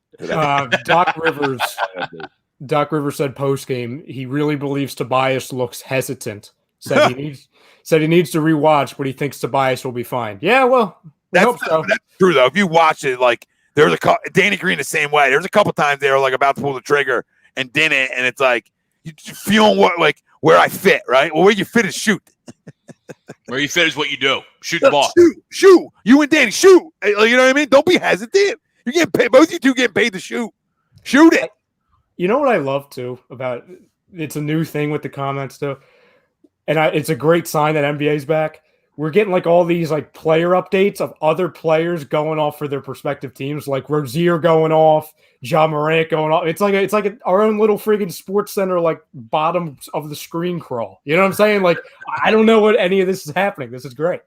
This is fantastic. What Keith says, if Tobias can give up 19-9, we can keep Dwight out of Woody's. Our doing this with you right now. All right. Keith says, Tom reminds me of the 700 level, the vet, sloshing beers, kicking ass, and taking names.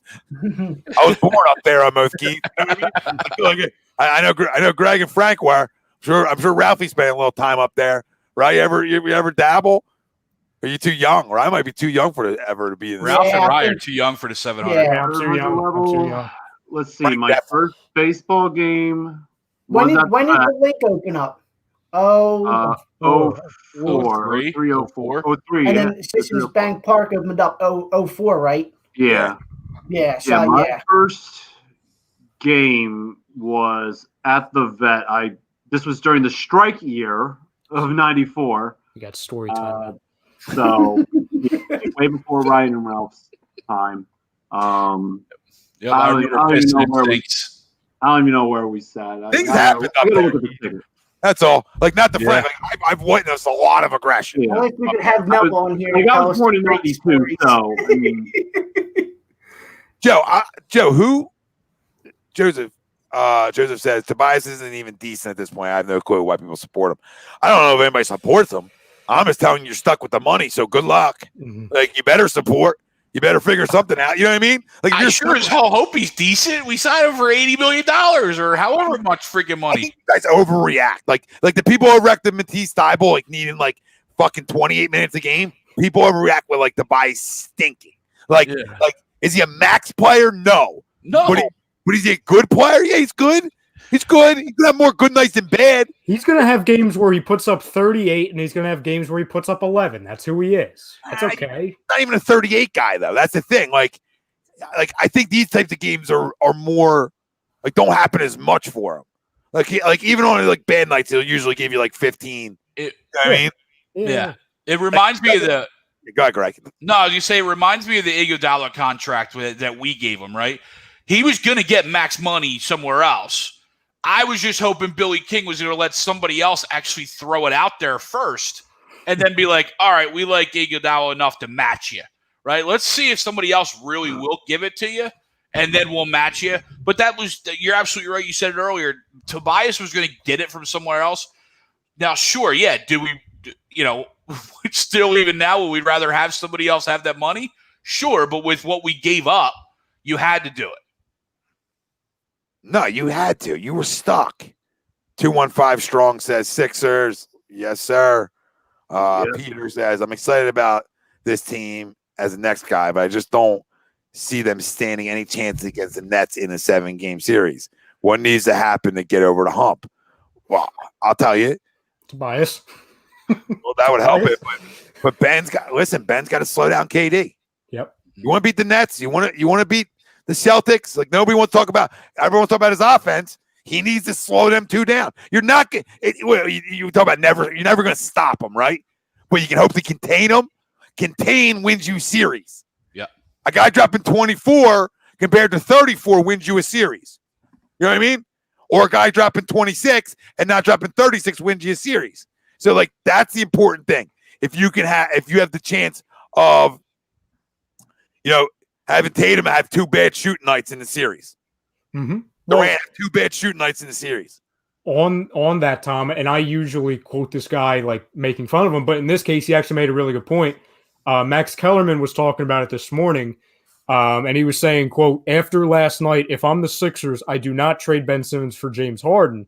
No one can stop Kevin Durant, but the only player that has the best chance to do so is Ben Simmons. Said that? Yeah, Matt said that. About time he bought a fucking clue. I know. I that's like the first time I've ever quoted him like trying to make a legitimate point. It's true. Yeah. It's true. Anybody has a clue, see what he did to Kawhi 2 years ago. Yep. Yeah. In that series. I mean, he made Kawhi work. Really work. And he was just starting to become that defender. He's even stronger now. Like, he's such a good defender, man. I mean, he even, like, I don't want to say slowed up Westbrook, but, like, early on, like, he made things tough on Westbrook. And Westbrook's smaller and faster, supposedly. And he still hung with him. But, like, some guys are just going to get theirs. You know what I mean? They're just going to get theirs. But this is a good basketball team they beat tonight. I want people to know that. This is a playoff team they beat tonight. Playing a C-plus game. I like Scott Brooks a lot. I think he's a good coach. And, there's going to be nights where Bradley Beal goes off for 50. So, but they're young. They're a weird team. But probably an 8 seed. Everybody was blowing Trae Young in here. I didn't realize they were playing the Bulls. Oh, were they really? He dropped 27 in the first half. Good. He showed it the Bulls. That's like dropping 10. Seriously. Like Kyrie telling me the earth's flat. What are you talking about? But Tom, you're right with the Wizards too. Like, even if they get in with an 8 seed, every Wizards fan would take that. Every Wizards fan, compared to where they were the last 2 seasons and where they were. What is this? James Jackson. Another update. Zach LaVine, 22 points. And the Bulls are nuclear on here. You know what I mean? They're nuclear. Freaking hate him. And the Bulls are probably down by 50. And he's not a bad guy. That's the only thing I hate him because he's like a bad kid. He's a good dude. I just hate him. I think he's so overrated. Marquise was saying the Sixers just knocking the rust off. Yep. He also said Ben can slow down KD, but he won't shut him down. You don't know that. You don't know that. You don't know that, Marquise. You're better than that. He can't hold him to 21 night. Ben shut down LeBron last season. Yeah, absolutely can. No, I mean, KD's obviously a better scorer. No, I know. To your point, though, like, why can't you hold a guy, right, that might average 30 a game, if you hold them to 22, that's a win. Yeah. That 8 points is probably the difference you winning and losing. True. Go. I wanted power. I would not. Nope. No, bring that fucking loser in here. He's bigger. He played for more losing organizations than Tobias has, and that's hard to do because Tobias played in the whole fucking league. All right? LaVine and Tobias are the same dude, except one's a guard. I'm telling you, they're the same goddamn dude. So you guys want LaVine in here taking minutes from the next greatest point guard of all time, and Shake Milton? That's what you guys want? I thought Ralphie would like that one. Hey, you guys want LaVine coming in? Go take the go freaking Shake Milton. Freaking, most improved player. Now LaVine's going to take his minutes. You guys okay with that? Can't have everybody. Can't have all your faves. Here we go. Fuck out of here. No, he's not. No, he's not. Let me get my snacks first. We got Doritos on deck. Tobias was with an okay Clippers team and was their main reason they went to the playoffs that year, offensively. That's a joke. That's a joke to say LaVine's better than Tobias. That's a fucking joke. But they also play different positions too. So it's so hard. You can't do that. Like you can't make that comparison. Even though he's not, but you can't make that comparison. No, it's like tell me he's better than Ben. Like if you want to argue with me about guards, you know what I mean? Don't argue with me about a small forward.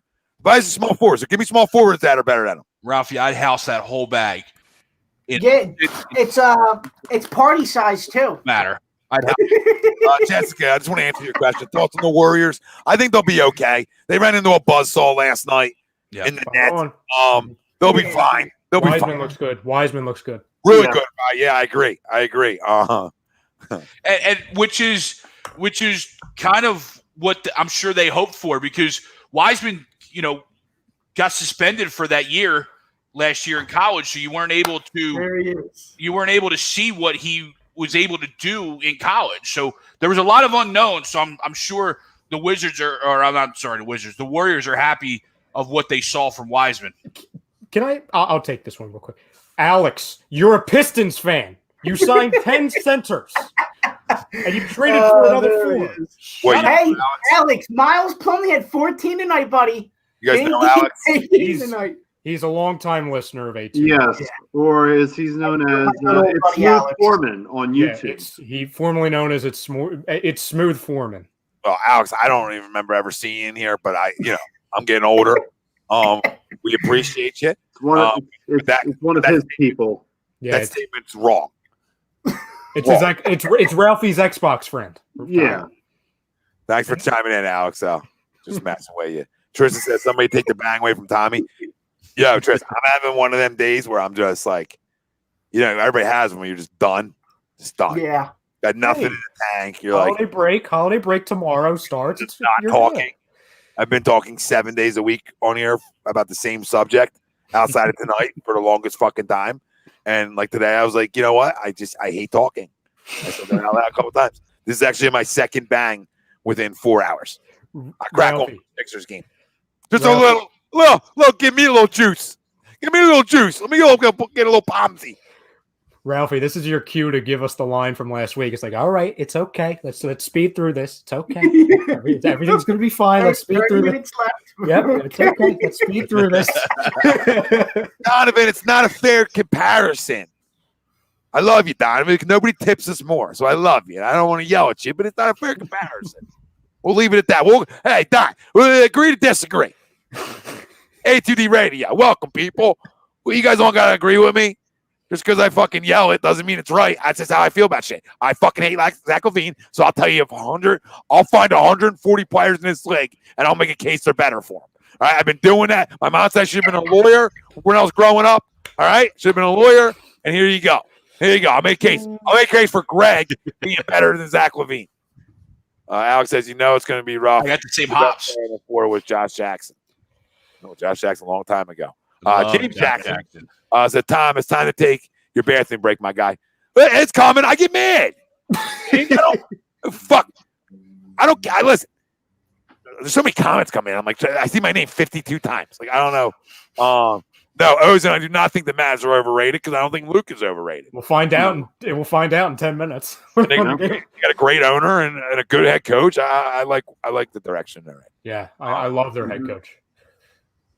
What, Marquis? Tom, Ben can slow KD down, but he's not going to shut down that actual unicorn. Did I say shut? Did I say hold him to 8 points, Marquis? Or did I say, hold him to 22? 2 times in a 7-gamer? Come on. Baby steps, Marquise. Baby steps. I love you, Marquise. Tristan says, hey, Tommy, you think the Sixers will trade? I read that on the fucking prompter. Grow up, Tom. I mean, I was going to say, you did that one. I mean, go through your stuff one time. You know what I mean, Tom? Go through. They check the back end, Tom. It's right there. You didn't have to do it. Power bringing me right back in. Power to get wealth. Can you tell me how to get some? Sixers and Nets, Eastern Conference Finals. We're listening. Yeah, we're here. Give us a call. MVP prediction. What do we have? We had Joe in there. We had LeBron, obviously, because until he's not playing. I had Tatum. AD, Tatum. I actually had Tatum winning it this year. Giannis. Me too. Luka. I think Luka, French had Luka. I have Luka. Lillard. I mean, you got 15, 20 guys that are always going to fight for it. Yeah. You know what I mean? Harden, even though, it depends if what gets him. Okay. LaMelo. Well, 0 points tonight. We're not going to see him in the chat tonight. We got 0 points. How about that? 0 points tonight from him. Yeah. Trump, are the Nets a lock to win the East like you were a lock to win in 2020? Well, we do salute you. You know what I mean? But we're just asking for a friend. Took a jab at the president. Yep. I got to salute him, though. Oh, yeah, we respect. We respect whoever's in office. We don't play that game here. Whoever's in office, we respect. Equal opportunists. But, he told us that 2020 was guaranteed. It doesn't look like it. So, we're not going to get into that. The reasons why. You can see that go to another platform for that. Yep. You're so negative. You just assume the worst. The Sixers versus Nets, KD last shot in Game 7. Like, come on, what? Don't do this. I'm going to take a bathroom break. You got to lock up. Lock it in. Marquise, you sent Tom to the bathroom. You put Tom in the bathroom. You put Tom in the bathroom. I never want to tell you to zip it, but zip it. So somebody's negative. You're talking about Game 7s already. We're 1-0. Now we're already at Game 7.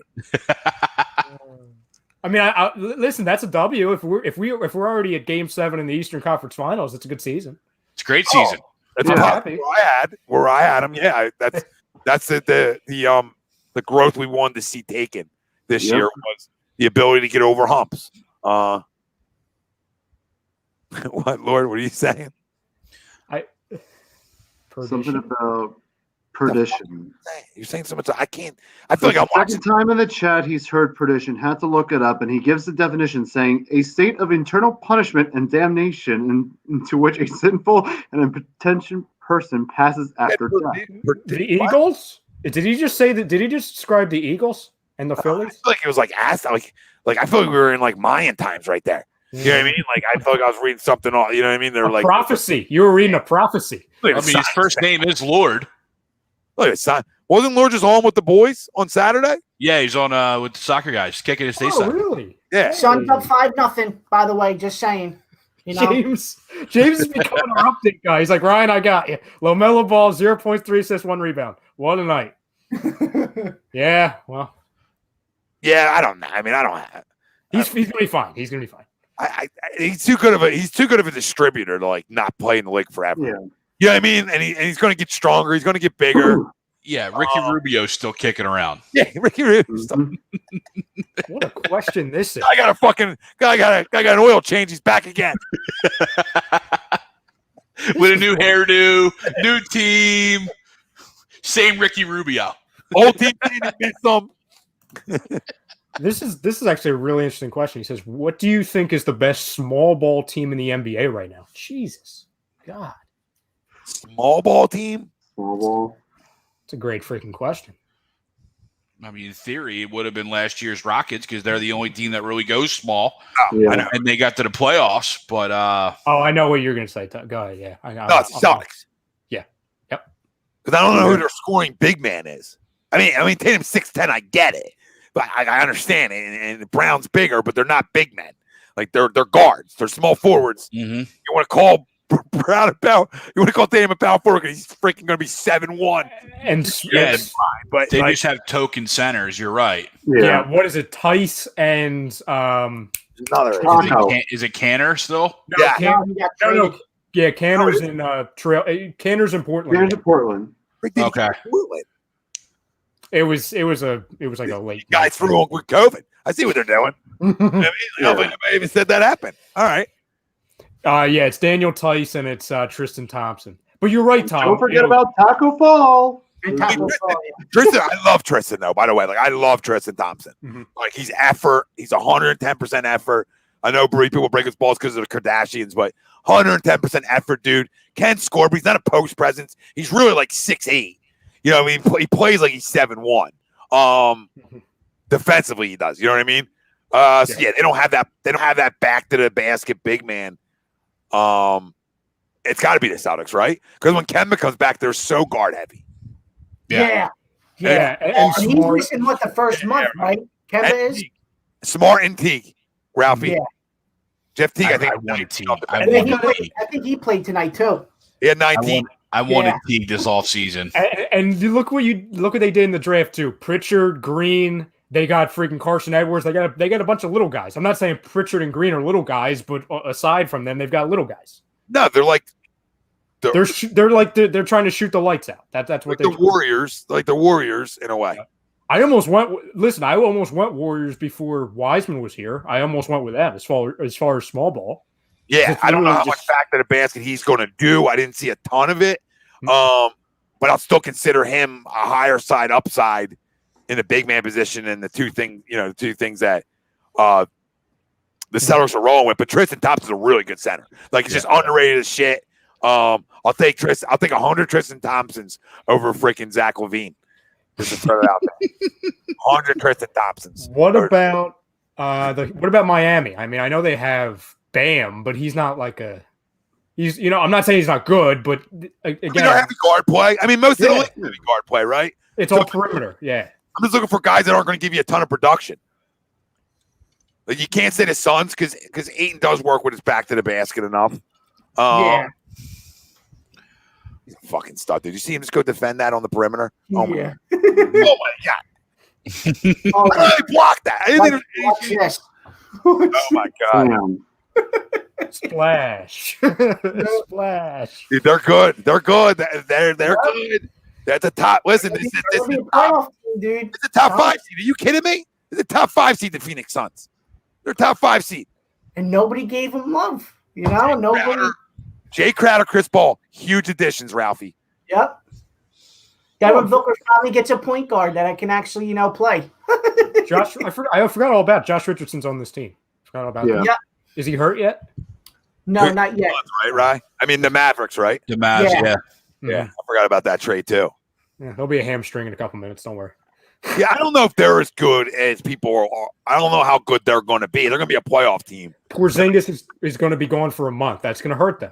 They're not deep enough because Luka's got to drop 50 a night for you guys to compete. Like where else do they get their scoring from? Tim Hardaway Jr. I mean, grow up, Peter Pan. I mean, you're in the West. Yeah, Dwight Powell ain't gonna put up Trey Burke. Trey Burke. Trey Burke Hive. They're back. Yeah, Tom, you're right though. The best thing you could say about them this offseason is that they got way better defensively. Because they played zero defense last season, like zero. The addition of just Josh Richardson alone helps them. But you're right. It's going to be Luka dependent, and it's going to be Porzingis dependent when he comes back. And he's a guy who's never healthy. I mean, he's gone for 2 months at a time sometimes. Mm-hmm. And like we talked about, in such an ultra competitive Western Conference, like we talked about, I have the Pelicans getting the 8th seed. I think the Pelicans are a really good team. And they beat the Raptors tonight too. Oh, yeah. I love that. Thank you, Ralphie. What did Ingram? Did Ingram have a big night, Ralphie? I'll look it up real quick. I got you, Ralph. I got it. Let's see. I will give you the box score. Chris says Tobias couldn't put ketchup, or Tobias puts ketchup on pizza. I'll tell you what I do, Chris. With the crust, is I have ketchup and I put grated cheese on top of the ketchup and I dip my crust in it, which is delicious. Ooh. I don't dip my pizza in it, but I'll dip my crust in it for sure, and it makes the crust better. I'm telling you guys. My wife looks at me like, cheese with ketchup. What? The grated cheese with the ketchup on the crust. Ketchup, grated cheese on top of the ketchup, or the Parmesan. Just throw it right on there, and then you dip your crust in there. Greg, thoughts? Greg, don't.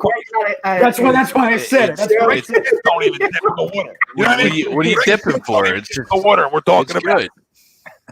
Oh, look at Chris. Chris is coming after you, Tom. Telling you, my wife looks at me like things are disgusting. Sometimes I eat and I'm like, try it, and she's like, "Oh, that was actually really good." Ozone, what's the problem with that? Ozone, what's the problem with that? I mean, I would put fries on ice cream. I don't know if I'd put ice cream on fries, but I put fries in the Frosty here and there. Yeah. I mean, what's wrong with that? That's okay. Now, do you microwave your ice cream? No, I'm not You guys going out of your way? Like, I'm not going out of my way. I'm not going. Oh, I'll have some ice cream. Like, let me turn the oven on. Let me get some. No. Mostly it's like Wendy's. Mostly it's a Wendy's trick. Greg, I would shut the hell up. You dip fries into a Frosty, but you won't dip fry into a honey mustard. I mean, grow up. I don't like honey mustard. You like hot sauce? No. Fry into a Frosty. He'll go out of his way. Fry. I know why you got a lot of mellow yellows. Your mouth is dry after eating, dude. You got no flavor. No, it's all just stuck right here. You know, like the Chris Farley, Yeah. It's all I'm not bright. Yo, Tom's probably been downstairs at like 2 in the morning at the house, and he hears Greg coming down the stairs, turning on the oven. He goes out to see what's happening. Greg's got one hand with a bunch of fries, and he's got the Frosty. He's like, "Hey, morning, neighbor." Greg, though, that might surprise you guys. Not a late night dabbler with the food, though. Not like the big guy is up here. I mean, I'll get after stuff at 2, 3 a.m. I mean, I'll get personal with some food. Ralph says, "Hold your beer." I mean, at the beginning of quarantine, I'd be talking to Ralphie on here, and he's got the homemade nachos del grande. Yeah, nachos del grande at 2:30 in the morning. Yeah, he's like, "Hey, I got my midnight stack," and he's got like 2 handfuls. I'm like, "Jesus God!" And then 2 hours later, he comes back with a thing of tasty cakes. Yeah. The diet went well, huh? Yeah, he did. He drank no soda or ice. Good thing he didn't drink any soda. Yeah. That was the reason. No, I'm still on it, by the way. Still on it. Oh, good to hear it. Yeah, Ralph, good to hear it. You can have cheat days, even if you had 7. Absolutely. You can have 7. You're fine. You're still dieting. Don't worry. Don't let anybody dictate to you. Marquise, before I take a quick break here, he says, "Thanks for making Adam the crumb of the day, Tom. No follow-up with these Philadelphia sports journalists." This is what I'm going to say. He's my crumb of the day, Marquise, because, one, he's backpedaling on his report that was leaked to him by Carson's camp, and today was a backpedal. So you're backpedaling 5 goddamn days later, and you need to make a statement about it? Interesting.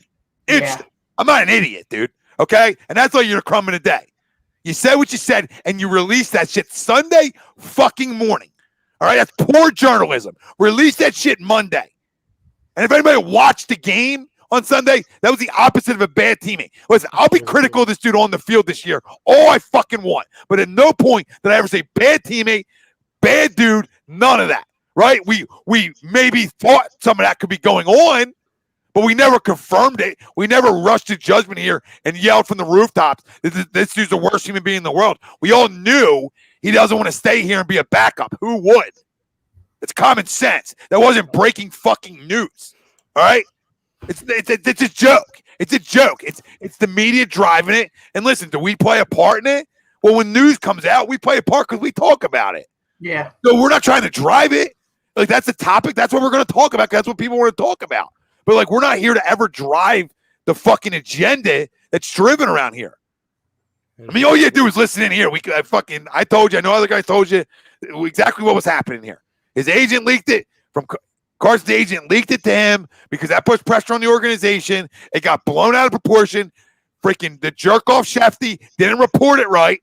and made it out to be him being a bad teammate, and then had a backpedal on his statement 5 days later because he got heat from Carson's camp. I know exactly what happened. Grow up. If you clip this shit, because if you don't know what happened, all right, then it's your first time being in the media or even paying attention to a sport or just having a clue. I mean, connect dots. Nobody ever connects dots.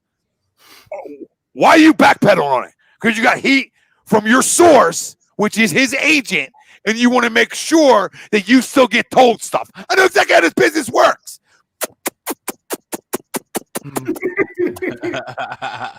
Pucker up. All right? Oh, that's going to be a meme. You all thought Fox was the only one doing it back in the day, right? Shefty had to blow some things to get to where he had, and Woj is the worst too. I mean, Woj tickles balls for info. All right? So all these guys, dude, and they'll backpedal and they'll backtrack, and I'm not saying they don't do a hell of a job because they report a lot of information to us, right? And I give them a ton of credit for that. All right, but a lot of these guys are not connected into what's going on in these cities that they report shit on, right? So then our beat writers pick up their bullshit, and this is how the whole circus starts. The whole circus starts by the national media saying stuff that then gets picked up by the local media, and then the whole thing is spiraling out of control. And this guy's a piece of shit. They went hunting together. He tried shooting, jailing. Like, this is the shit that this media makes up. I got zero time for it. What? What? I didn't read that one. I missed that article. It's like the scene from Wedding Crashers. Yeah. Where he shoots him in the air Yeah. with the buckshot. Oh, God. I was with you, Tom. I was with you. And I'm like, wait, hold on. Pause.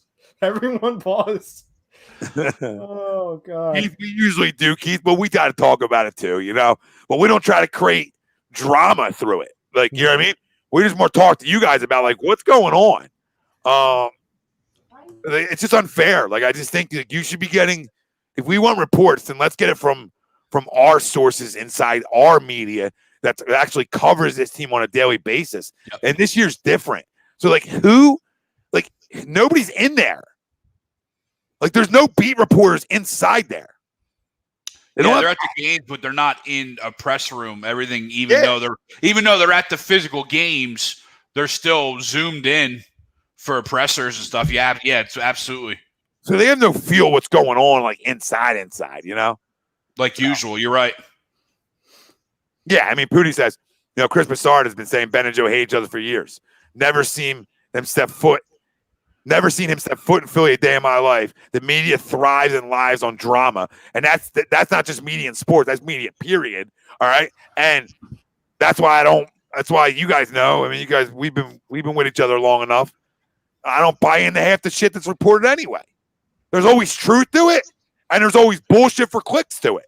It's like that combo effect that you don't know what's really real, but you know all of it's not real, right? You know, like, okay, this little bit's real. The little they give you a little appetizer, right? A little appetizer's real, but the fucking dinner's fake as shit.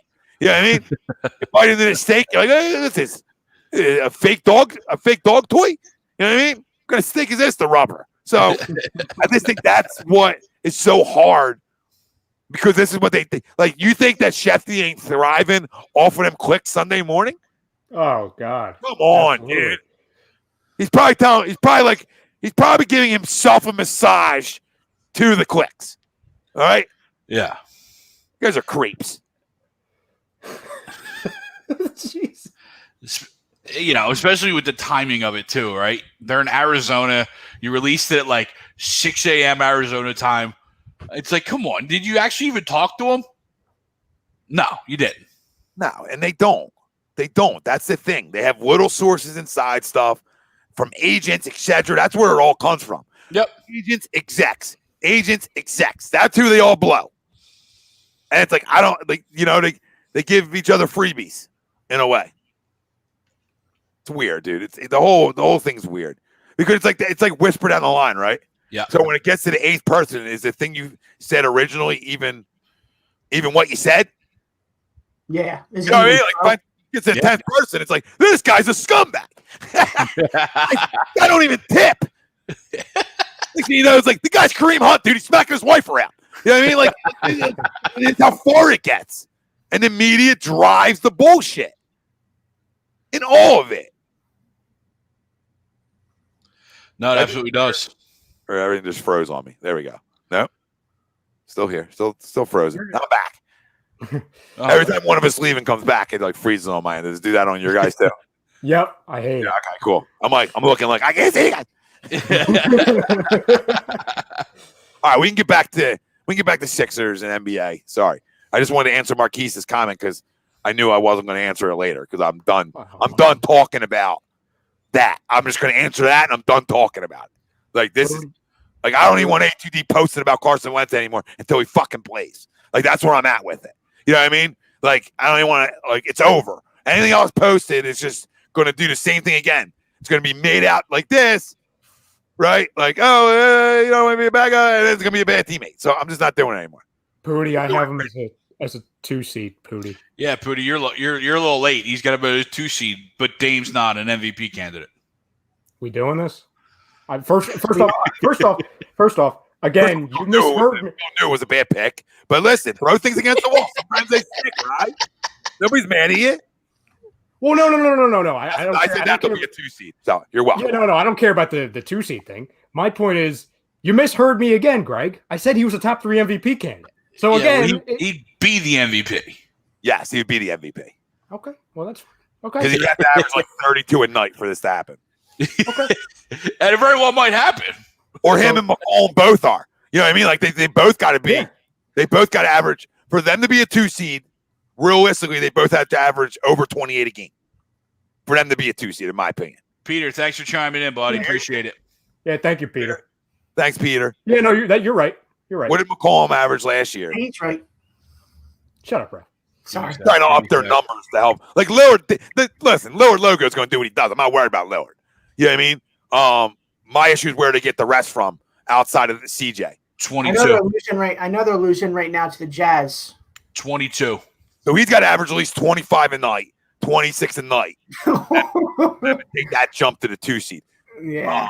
Or he's 24 a night and Lillard's unconscious all year. You know what I mean? Yeah. Which both listen, it's the NBA, dude. I've seen shit. But I just think the West got so much better too. Like I think both conferences did. But we'll save that. But I think both conferences got better, which is crazy. Yeah, I mean you definitely see the power shifting back to more level. Everyone's like, "Oh, let's get out of the West," which has made the East a lot stronger. This is funny. It's funny. Oh, that's a post. Thank you. No, it should be Ben. Ben's faster than Rager. Oh, I think that's a given. Ozone, I don't know. I'm not even there yet on who's the first round matchup. We're game 1. We got 71 more to go. We got to dodge COVID misses during this year. Or you know what I mean? Where probably our better players aren't playing sometimes. All teams are going to go through that injury. Just give me a top 4 seed and we go from there. You know what I mean? Be in that top 4, preferably 2. Oh, golly. There's people who do that. Really? Yep. I don't. I'm not speaking for me, but people do that. Chris, all I'm saying to you is, as bad as he plays sometimes, he's a good dude. And I know we don't want to hear that. It doesn't matter. But he's a good teammate, and he's a good dude, and guys like him. And I understand we need more from him. But remember, he just signed the deal. Yeah. He didn't go maxing his ass. He didn't say, like Miles Sanders, I'm an MVP, and come out and shoot 3 for 13. You know what I mean? You know what I mean? He hasn't done any of that. He's a quiet dude. He gives back a lot. I'm just giving credit, right? Off the basketball court. Because we always attack guys. And I want to be like, I want to try to change that a little bit here in the city.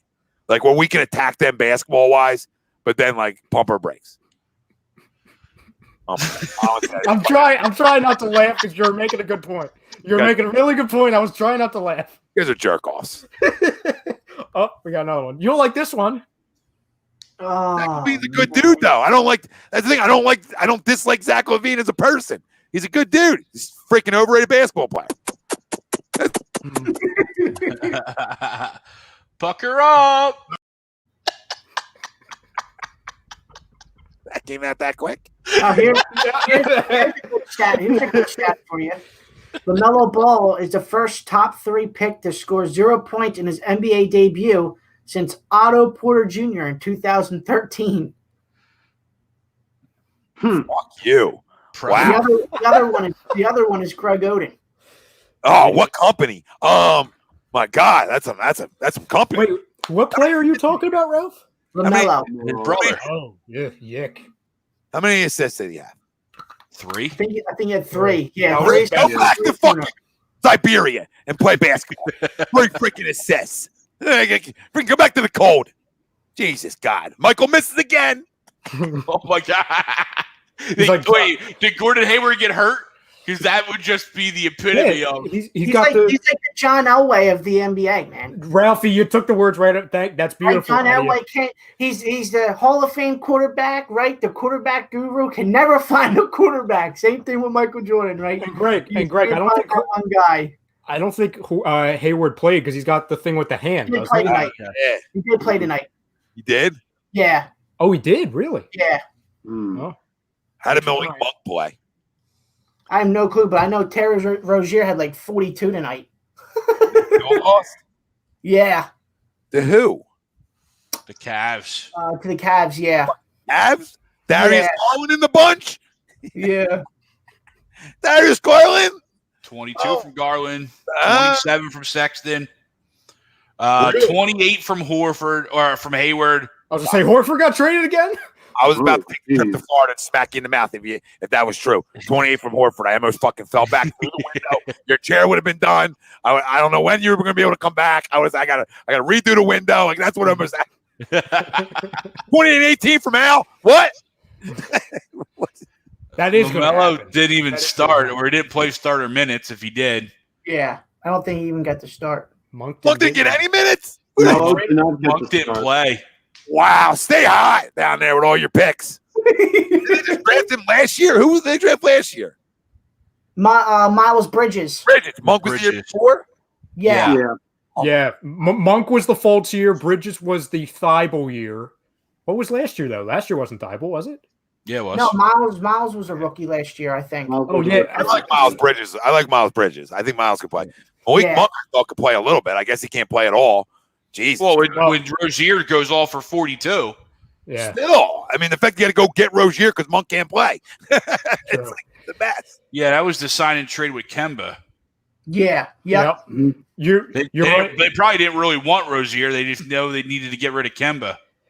You're right, though. Thibault he was a rookie last year. It feels like the Thibault draft was 3 years ago. It really does because of the extra 6 months tacked on to this draft, obviously.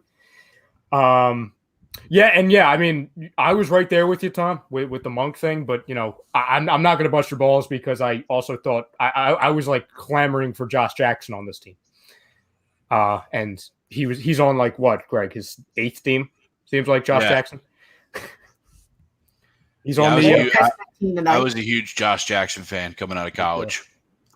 Booty Tank says, whatever happened to Dennis Smith? I can't even tell you what team he's on. Dennis Smith Jr. is he's still probably on the Mavs. No, it's the Knicks. You're right, Frank. Jesus. Yeah, I mean, talk about a one-hit wonder, right? Yeah. Dennis Smith. James Jackson Did he even play tonight? Let's see. I'm checking the box score. He says the night Arthur had like 28. Dennis Smith Jr. did not play. Coach's decision. Wow, that draft's looking really good, huh? Yeah, Barrett had 26 and 8. Julius Randle, 17 and 9. Otto Toppin. Obi Toppin, Otto Toppin, whatever. Put some respect on him. He was in our chat the last couple weeks. Put some 9 respect and 3. Kevin Knox with a solid 4 points. Guy sucks. Remember he was Nerlens Noel 2 points. Yeah, no, absolutely. Here's a blast in the past. Alex Burks 22 points in 32 minutes. Ralphie, on the Knox thing real quick, the only guy that was taken in that draft that was more of a reach than Kevin Knox was Zaire Smith. Yeah. How about that? Yeah, I remember that. Yeah. That's fun. So bonus returns for the Pacers, drops 37 and 13. Yeah, hey, welcome back. Welcome back. He drives me crazy, that guy. Drives me absolutely insane. in like a really good, like I would love him to have him on my team. I hate him because he's on another team factor. TJ Warren / Michael Jordan, 5 points. Bubble Jordan. Well, he's out of the bubble now. Bubble Jordan, 5 points. He's in the semi-bubble. I've been seeing a lot of comments with this. He says, Zach Berglund says Maxey needs to start, have Seth, Milton, Dwight come off the bench. I don't know. He might at times. Yeah. I think it'll eventually evolve to that, but I really like the two-man game of Shake and Maxey. I really do. And then plus, that offense with the starting five, you could see what it is. It's to drive through Joel or kick out to an open three. Yep. And the two-man game, like they were trying to recreate what Redick and Joel had with Seth and Joel. So I understand what we're saying. And Maxey, we see like the 13 or 11 points. We're like, wow, we want to get that up to 22 at least. But that's going to come, guys. I mean, like we saw 2 preseason games, 30 days of an off season, and like 20 of those he had COVID. He wasn't even really with the team. That's going to come. I mean, it's not even as much on Maxey, you know what I mean, as it is on you. You're right. You're going to go veteran in your starting lineup. You're going to center him, center Joel around, a couple shooters that are going to be able to space the floor. I know Green looked bad tonight and Seth didn't light it up, but those guys are not they're not going to do that every night. You know what I mean? Green isn't going to look slow every night.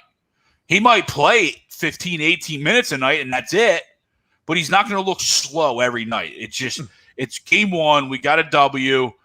I think there is a world where Maxey might start towards the end of the year, but we're not even close to being there. And don't forget too, Danny Green is in the same boat as some of the Lakers players are, where he had the shortest offseason. Yep. I think out of everybody on that team, on the Sixers team so far, and Dwight Howard as well too.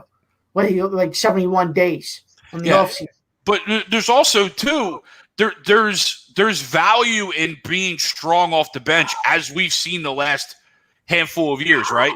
So there's value of having guys potentially start who wouldn't necessarily really start for other normal teams, because the value of bringing Shake and Maxey and these guys off the bench almost makes up for the fact of if Danny Green is that, or Seth Curry is that missing cog in the starting lineup, or that glaring omission in the starting lineup, to where you're like, what is this guy doing? So there's a lot of variables in there. Andre Iguodala didn't start for the Warriors the year he won the Finals MVP. Yeah, very true. So true. Zaza Pachulia started. Zaza get 10, probably 10. Yeah, right. And then he's to the bench, but he started. So again, I brought it up earlier that 5. I could at the end of the game is the more important than the starting 5. Yeah, I could see. I mean, if everything works out how to be, the starting 5 that you see tonight, you have that for the majority of the season, and then you do what you said, Greg. You play Danny Green, for 15 to 18 minutes. Even though he's making $15 million, we all know about the contract. But you play him 15 to 18. You bring in Shake. I mean, Shake had 18 off the bench tonight. I mean, that's all. That's all you need from Shake is instant offense, and you got it. Yeah, and like we've talked about so many times, a Doc Rivers-led team 2 seasons ago, one of his best head coaching jobs with the Clippers, the same year that they traded away Tobias and everyone thought they were going to go in the tank, their two best players were Harrell and Lou Williams, and they both came off the bench. Yeah. Insane. And they made the playoffs, and they gave the Warriors a run for their money, too. They took them 6 games. 6 games in the first round. And you have to think, too, coming off the bench puts you more than likely on either a starting lineup that is logged a lot of minutes at one time, or against the second unit anyway. So it puts those guys in a better matchup to where they can be effective and impactful. I love these. Oh, my God. I'm telling you, Chris and everyone who's commented these, what I'm doing after the show, I'm going to compile all these, put them in like a collage, and I'm literally going to turn it into a post for all of our social medias. They're it reminds me of the what do we call the Ben McAdoo jokes of yesteryear, where It was like Ben McAdoo likes to take the last note by saying, "Ooh, don't mind if I do." Well, you know what they really remind me of, and this is a blast for only the longtime HOD listeners and viewers will know this. Reminds me of from the Super Bowl year, our Brady facts. Yeah. Our Tom Brady facts. Remember that, Greg, from the Super Bowl one? Oh, yeah. That's what it's giving me a flashback to that. It's a good sign. You know what happened that year, Ralphie? You won the Super Bowl. Yeah, hey. It's a good sign. Am I getting ahead of myself? Of course. I'm going to keep Probably. Probably. Matt Spillane talking about the Nets. He says, don't forget they had Landry Shaman on their bench too. Oh, no. He's talking about the Clippers. Talking about the Clippers. Well, he's on the Nets now too. Yeah. And I want to say real quick with the Nets, going back to Tom's point from way earlier, talking about the scary thing with the Nets is like you're looking at their bench and there's, how scary that is. Their bench now used to be their starters. Yep. Used to be their starters in the playoffs. Jared Allen, yeah. All those guys are all at the bench now. And same thing with the Nets too, right? You have a center, DeAndre Jordan, who's really not an offensive type of guy, mostly just defense. And then you have Jared Allen, who's not an offensive guy, but just plays straight up defense, and it doesn't matter because both of them are just rebounding big guys that just pound you down low. Are you talking about Joel Embiid's son? You talking about Joel Embiid's son, Jared Allen? Is that what you're talking about? Yeah. I mean, I've been waiting, and I'm not like hating on Jared Allen. He's an okay player, but God, it's like whenever you see Embiid going up against Jared Allen, it's not pretty. I mean, Jared Allen is a good rim protector, though. Yeah. Until he gets in foul trouble 10 minutes into the game against Joel Embiid. Like, I feel like they brought in DeAndre Jordan last year, where like Kyrie and Kevin Durant were like, "Hey, we're gonna need you. We're gonna need you for a handful of games, maybe in the playoffs." That's it. So we see what's going on with Jared. He's got we like the fro, we like it, but like he's gonna be in foul trouble after 3 minutes. We got to get him out of there, or he's just gonna be broken in half. You know what I'm saying? We gotta get him out. Yeah. Alec saying, you can let the rookie run the show on the bench and develop him more. If you start him, he isn't making as much of an impact because he's got to watch, I guess he's saying Ben and Joe get the majority of the plays and the ball. That's spot on. Yep, absolutely. Like we talked about, the problems with this Sixers team the last, I would say, 2 seasons is that it was top heavy. I mean, there's a lot wrong with the Sixers team, but it was top heavy. And it was that, hey, if you can't have Joel playing 40 minutes and Ben Simmons playing 40 minutes, it's kind of like, well, damn, we got friggin' Raul Neto and Boban. You know what I'm saying? Like, you make a great point though, Ryan. The Sixers teams have all for the past 3 years now, and almost 4, they've always been top heavy. Where your starting 5 is really good, but then once you get into the game and then you realize, oh, Raul Neto's coming off the bench, and I mean, Glenn Robinson is. Yeah. You could say whatever you want about him. He's just a guy. Right. I mean, you have him coming off the bench. There was just a lot of guys on that bench. Guys coming off the bench after your starting 5 is just loaded with talent. Yep. I mean, to your point, we were excited that we traded for Glenn Robinson and Alex Burks. Now, I like both of them as guys, in the right role, but we were super excited because we were finally starting to get semblance of NBA players on our bench last year. Yeah. We were on AM and the PM, Greg. Me, you, Ralphie, and Tom were in the studio together. We were like, oh, there is a God. Yeah. And it was for Glenn Robinson. And the thing too, you guys, the whole thing with you guys needed shooters and stuff like that. The trade deadline, you got 2 shooters. Obviously Alec Burks played more than Glenn Robinson down the stretch, but you had to do what you had to do, and you got 2 shooters. Yep, exactly. Colin asks, chances Thibault will get traded. I mean, I'm like Tom said, like we're not trying to get into the trade stuff, but there's a very good chance of it. Yeah, absolutely. And it depends.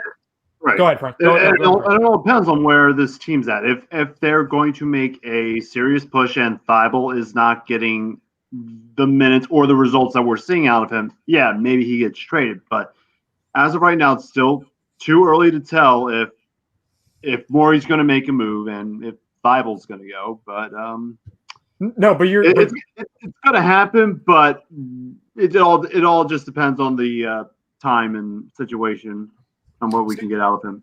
So I don't even look at it to where I don't even think it. I mean, it matters a little bit depending on what he does on this team. But we've talked about it for I would say the last year or so. He's been getting calls about him all over the organization, or I'm sorry, all over the league to this organization. Yep. He's considered, whether he is playing like it or not, or whether he's getting the minutes like it, he's still a first-round talent, and you have that as a bargaining chip. You have somebody that has years of control. You have someone that can make a huge difference on defense, to where, while we're very lucky to where we have a Joel and a Ben who are transcendent defensive talents, and then you also have Danny Green, who's very good on the defensive side, and a handful of other guys. I'll go back to the one of the teams we're literally watching right now, between Phoenix and obviously Dallas. Dallas, they would have killed for a Thibault last year, not because he's filling up the box score with points, but he's a defensive guy that can make a difference, especially in close games. I'm not a Mavericks junkie, but I've watched a handful of games, probably, I can't even name on two hands last season alone, where they crumbled defensively in the fourth quarter. And they were a really good team last year. Yep. But there's a lot of teams that is, like we talk about in the NFL, to where they're that one player away. Somebody like Thibault, who they believe, hey, he's young. We think he can still develop, an offensive game. And nobody's not like, I know it seems like we've kind of crushed Thibault, not only tonight, but, all off season, just to kind of be like, hey, everyone calm down. We get he films stuff with the vlog camera, but he's not like an all-star or anything. He's valuable to some people. And also, he's a contract that can be moved in a trade. I don't know what the return's going to be. I don't know if it's just going to be him, 1-for-1, or it's going to be him, attached to somebody like a Mike Scott, or, to Greg's point from, all, off season, a Danny Green, to get one of those, bigger type players. He's going to be your enticing piece of getting rid of the contract. And another thing too, you guys were talking about earlier on the show, is that like you saw it tonight, where, and it's going to be tough to get him minutes. Obviously, being just a defensive guy, not really having that offensive impact when you have three guys in front of you, and Shake and Kork Maz and all the other guys, and Mike Scott. I mean, Mike Scott has some offense in him, but I mean, guys that can shoot the ball and provide you offense. You're going to play them more over a guy that just does, at this point, just does one thing on the half court, and that's just straight up defense. But there's times you're going to need it, right? So, like, I'm not absolutely. To your point, though, I'm not trying to run him out the door, but I'm also, if someone's knocking and says, "Yo, to get this deal done, I need Matisse." Well, then, hey, make sure you pack your cameras. But at the end of the day, though, Greg, in the proper packing material. At the end of the day, though, Greg, you're gonna want to play the players that provide more offense than somebody else does. Sure. I mean, at the end of the day, you're gonna want to do that. Yeah, you're right. Ozone, I've got something for you here. He says, "What's your phase reaction when Kawhi beats the buzzer against Philly during Game 7 a couple years ago?" It's not a reaction; it's a video. I think this speaks for at least 4 or 5 of us. Ralphie, you were smiling in the corner. We're not going to talk about it. Of course. God damn it! Does that sum it up for you? I think that was pretty accurate. Perhaps. Pretty accurate. By the way, when I there's never a bad time to use that video. Yeah. No, and it's been a couple weeks, so yeah, and it froze me, so I can't. So Frank, if you want to read the comments, because I can't. Okay. I don't even know if I'm here. Am I here? You're still here. You're still talking. Because right now, all I see is Ralph falling out of the pool on my screen. That's all I see. Well, Ralph set that up. He had the algorithm break your computer after that. Yeah. I guess joke's on me. I guess joke's on me. Yeah. Here, I'll send you a picture. That way you can see my pain.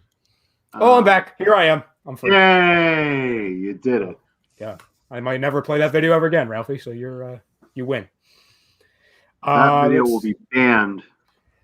Chris Cannabee, Tobias invested half of his pay in Blockbuster Video per unreliable sources. Does he also have invested in Enron as well?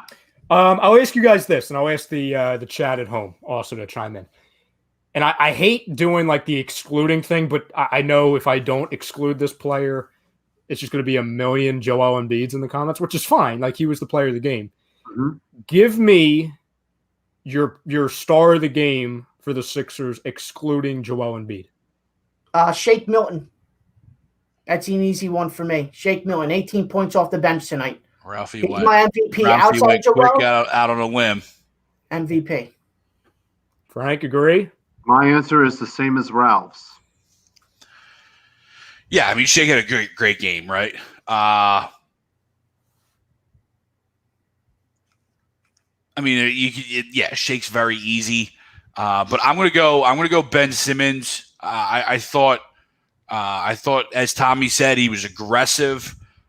He shot better than I thought he did. I thought he missed a couple more shots than what the stats say, and that's fine. But like I said earlier, I could care less what his stats say. The fact that he took that elbow jumper to me is everything that I needed to see out of game one. Yeah, he took that shot, and I texted the guys. I was like, "Oh, did he just shoot a 15-footer?" I texted. I was like, "We have to shoot a jump shot." Yeah. Oh my God, he shot the ball. Yeah. So to not go Shake again, I obviously I'll go Ben Simmons. Yeah, I agree with everything you said, Greg. I wanted to go. Part of me kind of wanted to go Furkan, in a way, because and I will, because I don't know if I ever will ever again. So it's a big step for you. Listen, man, it's all about growth. It's a big step for you. We're about to go into another year, 2021. Maybe this is like a New Year's resolution, even though I hate those things. Maybe this will be it. Maybe I got to be nicer to Furkan Korkmaz for at least one game. And listen, I've already owned up to it, so that means I don't have to be nice to him anymore. I did it. Well, it's still 2020, so listen. I did it early, Frank. The thought is, it's the thought. It's the thought. Okay, yeah, all right. Chris going Dwight Howard. Yeah, I was just going to say, just based off of 10 rebounds in 11 minutes. I mean, hello. Yeah, I mean, he was impactful. I don't disagree. I mean, especially if you're going to exclude Joel, then yeah, he was. You can make a case for Dwight. He was definitely impactful. I just can't put just a small sample size of minutes over it. But he was absolutely a beast, though, in his, little minutes. Ooh. So Tom just sent me a quote from Joel. It's one of those things I can start running through a wall right now. He says, quote, "I don't think anyone could stop me, especially with the mentality I have this year." Will you stop it? Don't get me all worked up, Joel. Don't get me all worked up. Here we go. Starting up. No, I mean, it's, you think about your two stars, right? You got Joel. They did beat the Heat. I was there. That's where you were.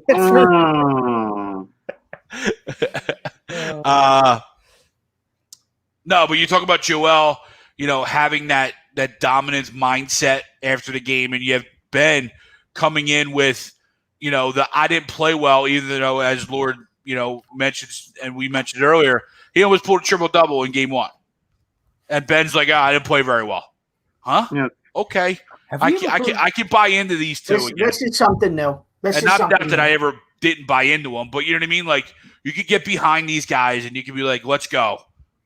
That is new, Ralphie. That I agree. The entire, the accountability, even in a win. I mean, you've seen him put up 3 points in a loss in playoff game. Or 1 or 0 points in playoff games in a loss. But last season, he's thrown up games where he wasn't even showing up, and then he would just yes man the media.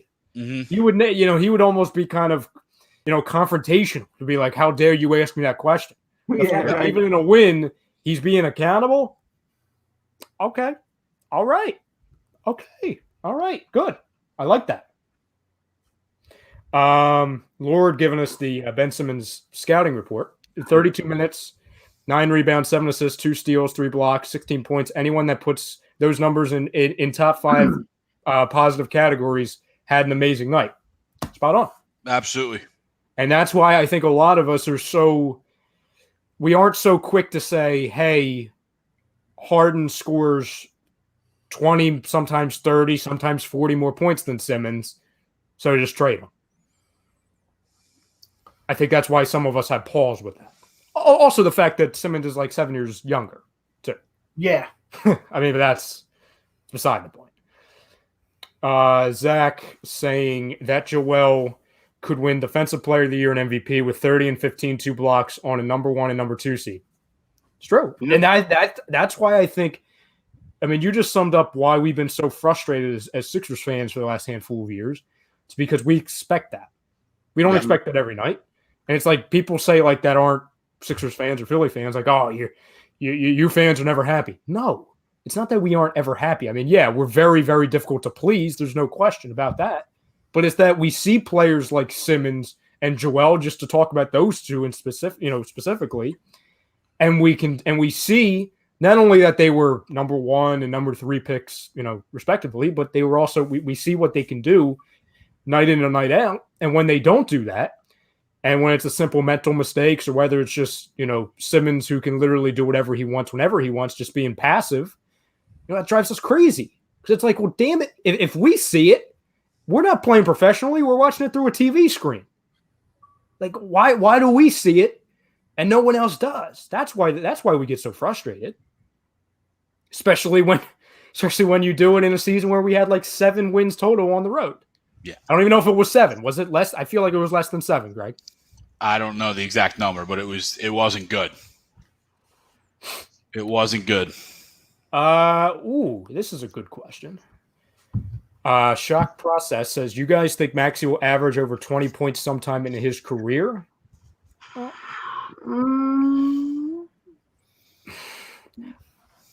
of right now, it's tough to say. We're basing off of one game. Well, it's basing off of one game and 1 year at Kentucky. I'll tell you what. Is there a shot? Yes. He wasn't shy tonight. I'll tell you that. Just because he's a flat out bucket already. You know what I'm saying? Yeah. I mean, he has what he did show, however, and I alluded to this earlier. He's not afraid. The game isn't too big for him, and he could definitely get to the rim. So all those lead up and allow you to potentially average 20 a game. He just seems like the type of player, especially if he's going to stay at the point, where he might be more of a distributor. So if he's scoring 20 a game as a starting point guard, he might not be here at least, right? It's true. Well, and like I was talking about this, I think it was last Friday on Fan Friday. Somebody had asked us, one of the callers had asked, like, what was our initial, first reaction to seeing, Maxey on the court in a Sixers uniform in that first preseason game. And I was telling them, I think it was Todd. I think Todd asked me this. And I said, Todd, I can't lie to you. My first reaction when I saw him on the court was, damn, he looks really small. And I said, it's not a shot at him, but I said, we've been so used to seeing our primary ball handler being a 6'10", 6'11" guy. Yeah. And you see, when you have Tobias, who's not small, Furkan, who's not small, Joel, who's not small, Dwight Howard, who's not small. You know what I'm saying? You have all these bigger guys who you always see. Wow, what happened? I was reading James Jackson. Wow, what happened? James Frank, you're trying to flex your. No, yeah, I feel like that's trying to flex that. Thank you for catching it. So I have a Connect 4. So you were flexing it because you had a speech ready. No, I didn't have it ready, but I got Outburst. I got Outburst 2, the sequel to Outburst 1, and we got the classic 80s Trivial Pursuit. Oh, Trivial Pursuit, great game. Maybe we got some questions about the Soviet Union in here. Great game, Trivial Pursuit. Ralph and Ryan are probably like, "What game is that?" I had no. Hey, you watch yourself. I had the Nickelodeon version. Okay, you calm down. So I know what it is, Greg. Okay, Ralph has no idea what it is. And if anybody wants to really get freaky, we got the Newlywed Game. Oh, that's great, Greg. Ralph's is also the guy who thought Condoleezza Rice was a type of dish. And that's not a joke. Ralph, can you confirm? I'm not getting into this. So you can confirm. Thank you. Oh my gosh, that was a great comment. I did not know that. That was awesome. I find it very odd that you were looking at the back.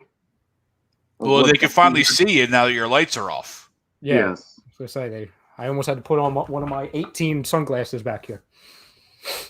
What was I saying? I don't even remember.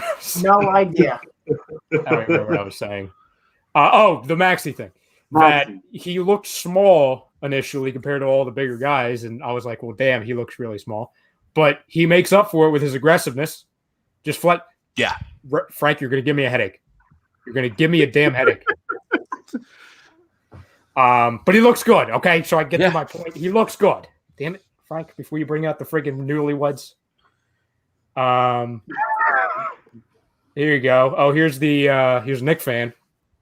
Did they win tonight? No, they lost. No, they lost. Oh, to the Pacers. Well, you guys are used to it. He says Russ didn't look bad. Wizards in the playoffs. I have them as one. Yes, I have them as a playoffs for playoff the team. Wizards. I think we all have them as playoff teams. Yeah. Yep. They're very much improved. Russ alone. Zach saying we need another playmaker who can shoot outside a bit and average 25 and break down. I mean, every team needs. I mean, the Lakers need another one of those, and they just won the damn championship. I mean, I would just say another one of those players that shoots outside a bit. That's the bias. Well, yeah, true. I mean, that's what he's here for. That's what he's paid here for. Probably won't get to 25, but he'll get to 20. That's Tobias. The guy you're exactly explaining is Tobias. Malachi says, my guys, we came back and won. Peep the profile pic. What is that? Simmons? Ben Simmons. Yeah, Ben Simmons. Yeah, what up, Malachi? Yeah, good win, right? Simmons. I love that, yo. I just love that. Yeah, Ralphie. Sorry. Like Malachi's right. We came back and won. Mm-hmm. Yep. Wins are wins. Tough wins. Are the things that show you that resiliency. To keep fighting, we didn't do a lot of that. Usually when things went bad for us in games, they went bad for us and they went south quick. So it's nice to see something different. Yep, that's true. By the way, my screen's frozen, so I can't see any of the comments. Oh, nice. I think it's time for an upgrade, right? Yeah. I apologize. I can't see myself giving you the death stare, but I'm giving you the death stare. It's a definite death stare. It's good. I don't know if you guys read this one from one Nick fan to another. Yeah. Okay. Yeah, we had just gotten it. Yep. But yeah, we all agreed. Yep. Definitely playoffs. I'm back. Marquise, I called 18 points before the game started for Shake. You're right there. One off. I'm getting Trailblazers updates, I see. Yep. He says, close your eyes and cover your ears, Tom. If we play the Nets in Eastern Conference Finals, who won the Nets guards Harden? Oh, damn it. Do they even do that trade, though? I don't. He's not going there. He's going to the Nuggets. I'm going to continue to say it. He's going to the Denver Nuggets. Yeah. His value's going down right now, which doesn't help them. Chris says, hey, gentlemen, this is the exact type of game that this team has lost for the last 15 years. Tonight, we won. Can't wait till we mesh. Yeah. Looking forward to Saturday already. Yeah. I don't know who we're playing. It's crazy, though. At first, I'm like, no, you know what? 15 years is a long time. But then, obviously, you go back to 15 years, and that was the end of, the Iverson run. Mm-hmm. And you're like, yeah, it probably was the first time in 15 years. Wait. Charles Barkley picked the Blazers to make the finals? Well, that tells you all you need to know about your prediction. Yeah, I'm in trouble. Yeah. I'm in trouble. You're in big trouble. See, I wish he would have done that a week ago. If he would have done that one damn week You're ago, I would have in been trouble now. Well, that shows on tape. Yep. Oh, I can't take that one back. That's a shame. Archived. Red Sand says, our bench looked good tonight. Made a nice run to get us back in it. They look comfortable and knew their roles. Yeah, and I think that's only going to get bigger. And, again, we talked about it before, but, I know we're reiterating. It's fine to reiterate Sixers stuff because we've been reiterating Eagles for 3 fucking months. So, I got no problem reiterating Sixers stuff right now. But, yes, this is why they lose last year because that bench is going to come up and like Greg talked about earlier, light it up for 44. You're not getting that last year. I don't know if there was a game they scored 44. I mean, I would have to go back and look. I'd be hard pressed to find them. Well, Few between. It's to your point, Tom. I can't think of to get to that 44. Who would have had to go crazy? Like I can't even think of he probably did it. Oh, he probably did it. Furkan would need to drop 20, and then you would hope you get some other stuff. Like it's just.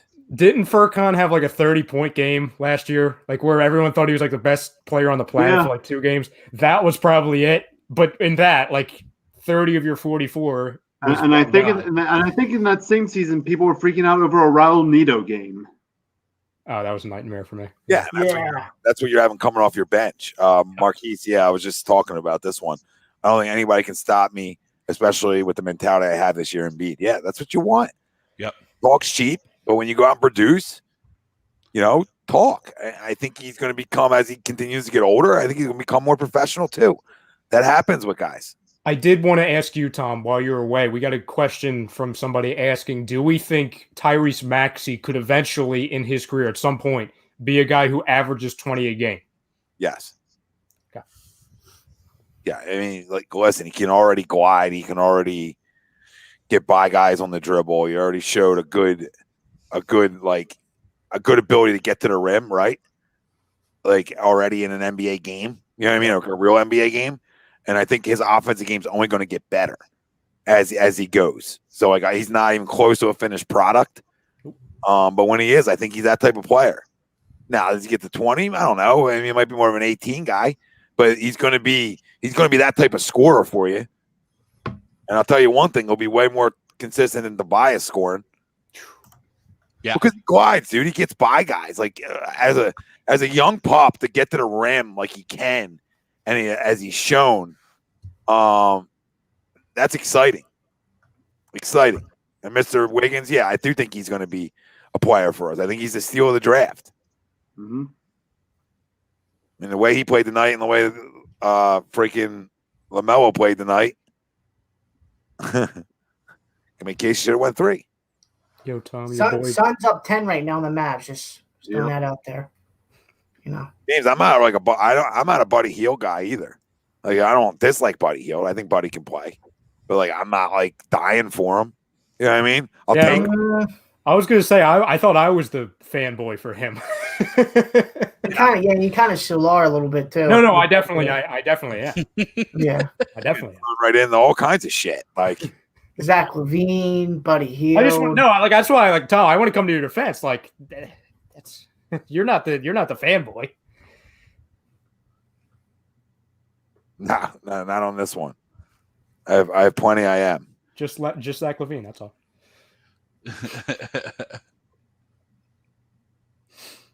What the hell's that? All right. You guys want to preview this game? I guess so. Just give her predictions. Sure. We're talking about the Eagles, right? We're talking about the Eagles. Yeah. Yeah. Okay. I'll go first. I think it's that time of the show. Yeah. And we get depressed. There we go. All right. Well, it's Cowboys week. Didn't even realize it was Cowboys week, to be completely honest. Yeah. Well, I never picked the Cowboys, and I won't do it this week. I got Eagles winning 23-17. Does Washington win, Ralph? Damn. Who are they playing? Who they play? Carolina? Carolina. Yeah. They do, Greg? I think they do. You better fucking lock into the NFL, all you guys. You all better lock into the I don't think they do. I swear, I think we're still gonna somehow we're gonna make the playoffs because it's been a weird year. Okay. For some reason, I think this Eagles team makes the playoffs in a miracle fashion. What was it? 2 years ago, right?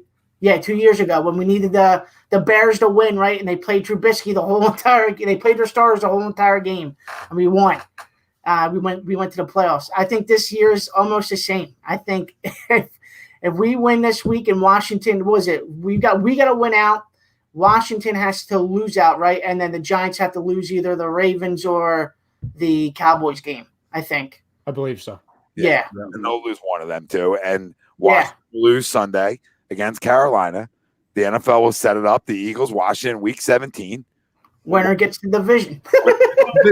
Oh, man. Set up. I'm not saying they're going to beat Washington. It's just set up. And Washington's a train wreck with Haskins right now.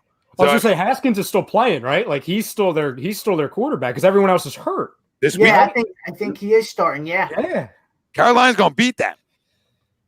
Yeah, you know what, Tom? You're right. It's setting up for Alex Smith to torch us in week 17. Yeah, but it's just like the NFL wants ratings. It's so simple. Yeah. It's obvious. And the only the best ratings they're going to get is us and Washington. It's the only way they can work it out because nobody else would be playing for it. I mean, I guess like nobody head to head. I mean, the Giants and Cowboys would, but if we beat the Cowboys, they're not playing for it. No. Does anyone in the AFC North play Week 17? Because I know that's coming down to the wire. Yeah, Pittsburgh and Cleveland. Pittsburgh and Cleveland I think they play this week. No, I'm saying so in Week 17. Oh, I would have to look. To Tom's point, you know what I'm saying? The NFL wants at least one of those story. They need a storyline. They don't need a bunch of teams just resting. Yeah, they get a storyline with a backup quarterback. They get all the Wentz storyline. They get this whole Pittsburgh and Cleveland both play against each other Week 17. So next week. All right, so they have an NFC and they have an AFC. They've got two. They've got a double dip. That's why I got the Eagles winning 34-17. Nice. And just to spit it out, I'm gonna go Miles Sanders, offensive player of the game, and defense is fun. Who's left? Seems like they're all gone. Maybe BJ, I guess, against Dallas. BJ. It's a good name. First Pro Bowl ever, by the way. Congrats to him. Yeah, I can have a sack or two. You know this team's fighting for a division in Week 17. It's crazy, Tommy. It's crazy. Don't worry, they're gonna pull me back in. I'm not waiting for it. We're gonna win this week. Week 17 is gonna come. They're gonna pull us back in. It's just how it goes, man. It's just how it's been for the last 4 years now. James says you guys ready. Think we're dead in the water, and then they pull us back in. Exactly what you're doing, Ralphie. He said, "You guys ready for Week 17? Division on the line. Hurts goes down." Geez. And Wentz saves the day, right? Yep, and then goes win the playoff game. Where they go to Seinfeld, or they just skip over. Then we trade him to the Colts. Goes on to win 4 Super Bowls in a row. They could have McNown. This is just amazing, like how this is going to. It is. It's crazy. This is going to get into the dance just because. Yep. And then this whole thing's going to be a even crazier next year. We pick at 17. There's going to be a linebacker there that fell to us that should have been a top 5 pick. Now he passes on him. 19. Not even 17. I'll take 17. 19. Like if we lose this week, then I hope we lose next week too. You know what I mean? Then I'm like, then I'm lose out mode. Oh, I want to get blown out in Week 17. That way, somebody, maybe a defensive coordinator gets fired or something, or maybe a GM. You know what I'm saying? Like if they get eliminated this week, I want them getting ruined Week 17. With all due respect.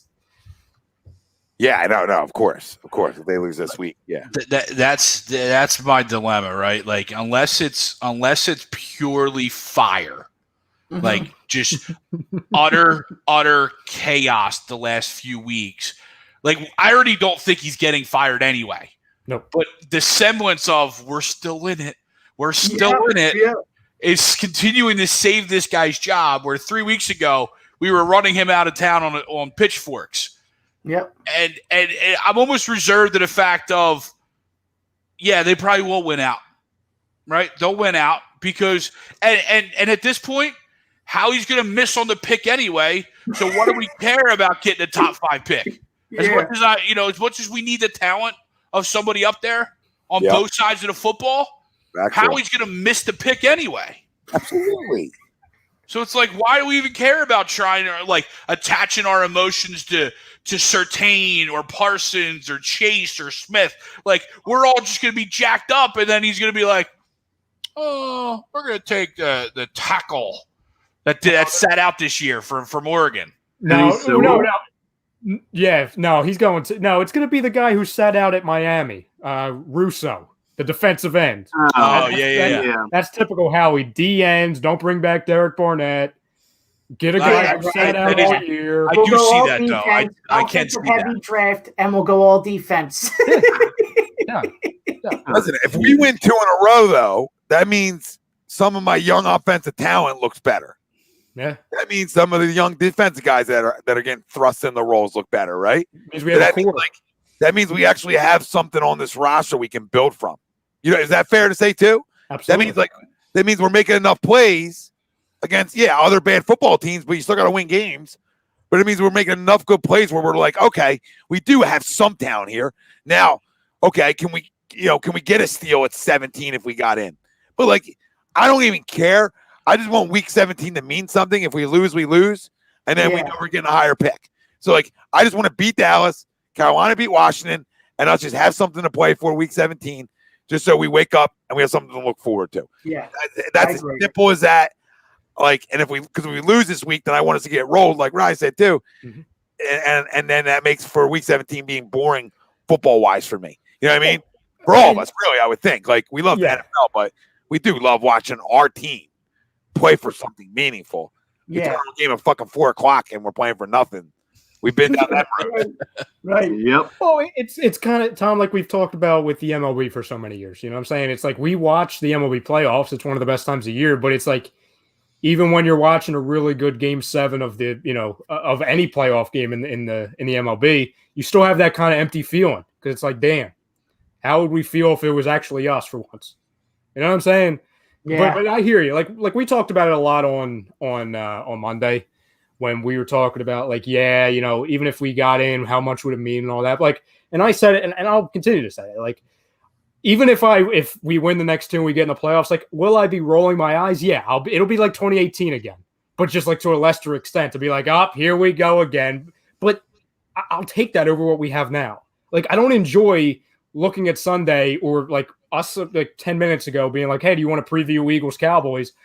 It's not fun, especially during Eagles Cowboys, not feeling anything. We gotta really, we have to preview Eagles Cowboys. We shouldn't have to feel that way.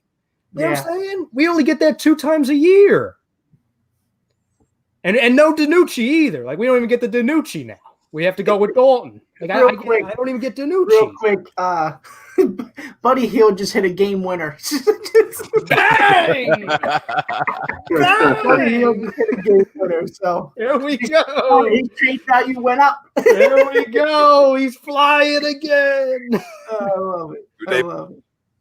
The Nuggets. They beat the Nuggets. All right, that's a good win for them. They're going to trade for Harden. This is going to cause them to. This is it. It's going to push them over the edge.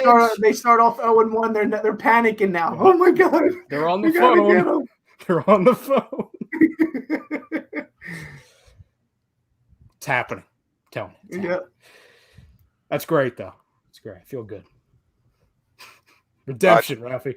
James, I think there's going to be an offensive coordinator in here regardless of what happens. So I can almost promise you that.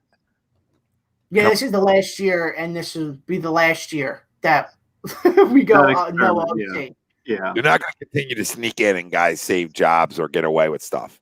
You know what I mean? Just because you're sneaking in. Anybody with a clue knows you snuck in for 3 years straight, which is fine. You know what I mean? But then things need to change, though, so we're not sneaking in. Which is fine in a one-off year, right? You know what I mean? When it's a one-off, you're all right, hey, we made the playoffs. That's all that matters. When it starts to become a trend, then we're all right, what can we fix so we're not sneaking in every year? You just we love that you're great in December, Doug, as head coach, but we need you to also win games in September, October too. This was the new norm. This was the new norm that Doug was talking about. The resiliency in December, sneaking in, fooling everybody. This was the new norm, I guess. Forget multiple championships. Let's sneak in and go one and done. Yay. Frank, you playing board games over there? What happened? Oh, no. I'm just waiting to give my score and prediction. Go ahead. Me and Ralph already. Oh, my God. Go Birds! Give me the Eagles winning 24-20. Nice. I can't. Did he do something weird? I can't see him. Yeah, he's all lit up. Got the lights out. Oh, I didn't know if he got in a costume or something. I don't know. I can't see. Oh no. Got him to a costume. Been in a fucking costume all night. He's been in a costume all night. Fair. I don't think they win this week, but I can't pick the Cowboys. So Eagles win 28-24. Let's go. Why don't you think they win this week? I'm just curious. Not that it's like arguing stakes. No, absolutely. I think the Cowboys defense has improved since we saw them last, right? Take the ball away a lot now. Seems like they're opportunistic right now. Andy Dalton has seemed to at least stabilize them a little bit on the offensive end. But I think we're going to see sooner or later. You're going to see that rookie game come out of Jalen. You know what I mean? And is that this week? You know what I mean? Is that versus a defense that's improving and more tape being out there on you? Right? Last week you beat everybody, you didn't beat everybody, but you played well with your arm. The first week you played well with your leg. Now teams have seen what you can do in both scenarios. So now teams are going to start to be able to key, is this his rookie game to where he plays like a rookie? Because he's played very well. I wonder if he sees a lot more zone this week. He might. I don't think he's going to see a lot of man coverage this week. So now, how's your anticipation inside the zones? You know, that's where you can. That's where you start turning the football over. Right. Seeing things that aren't there. Yep. You expect the guy to sit down in a hole. He doesn't sit down where you think he does. You throw it late there. Linebacker, like we saw a lot with Carson. I mean, you know what I mean? Like the glaring one that Carson to Goddard late in the game. Oh, I went the wrong way. Well, all right. You're right. What's going to happen now with a rookie? Yeah. And then Arizona goes man a lot because they want to spy you. Yeah. So now zone takes away the spy a little bit. Yep. So you're playing with fire that way in terms of him running around. That's the only difference. When you're playing, Dallas has got the linebackers. I don't think they need to necessarily spy all the time. Now is Van Der Esch playing this week? Because I know he got banged up last week. That's a good point, Rafi. I don't know. I can find out. I'll just. Real quick. You think it? What do you think it's easier to spy with though, playing man or playing zone? Well, with the athletic linebackers that the Cowboys have. I think it's easier for them to be zoned because those guys are so athletic. You know, Jalen Smith can go sideline to sideline. Arizona's got same athleticism now. Yep. But yeah, I guess you're right. Speed. I'm just curious why Arizona would go man and think that would slow Arizona down. Probably trust their corners more with Peterson and Budda Baker, their back half more. You know what I mean? They probably trust their back half to hold it down one-on-one. They probably think they can spy easier playing man. Because now somebody's locked on the quarterback. When you're playing zone, nobody's locked on the quarterback per se. Right. You're in spots, and you're right. I mean, every linebacker should be athletic enough. But we've seen this dude with his quiet quickness just make plays. So he's shown absolutely. He's shown for the most part to have a decent pocket presence. He's like, I think he stepped up in the pocket well for the most part. He doesn't really work himself backwards too often. Something Carson got in trouble with a little bit. Right. Yeah. When quarterbacks start going wrong, they start like working themselves backwards. So I'm excited to see. Like I'm excited to see some of these guys on turf. One Hurts, one Miles. Obviously our air quote speed guys in Watkins and Reagor. Curious to see what they do on turf. So yeah, I'm excited. Greg, I was just curious to know. No, absolutely. Let's pick your brain on which one you figure was easier to spy with, because that's our secret weapon to scoring 30 points. You know what I mean? Sure. Yeah, I think we're blowing them out. To be honest, I do. I think this is the first game we go over 35.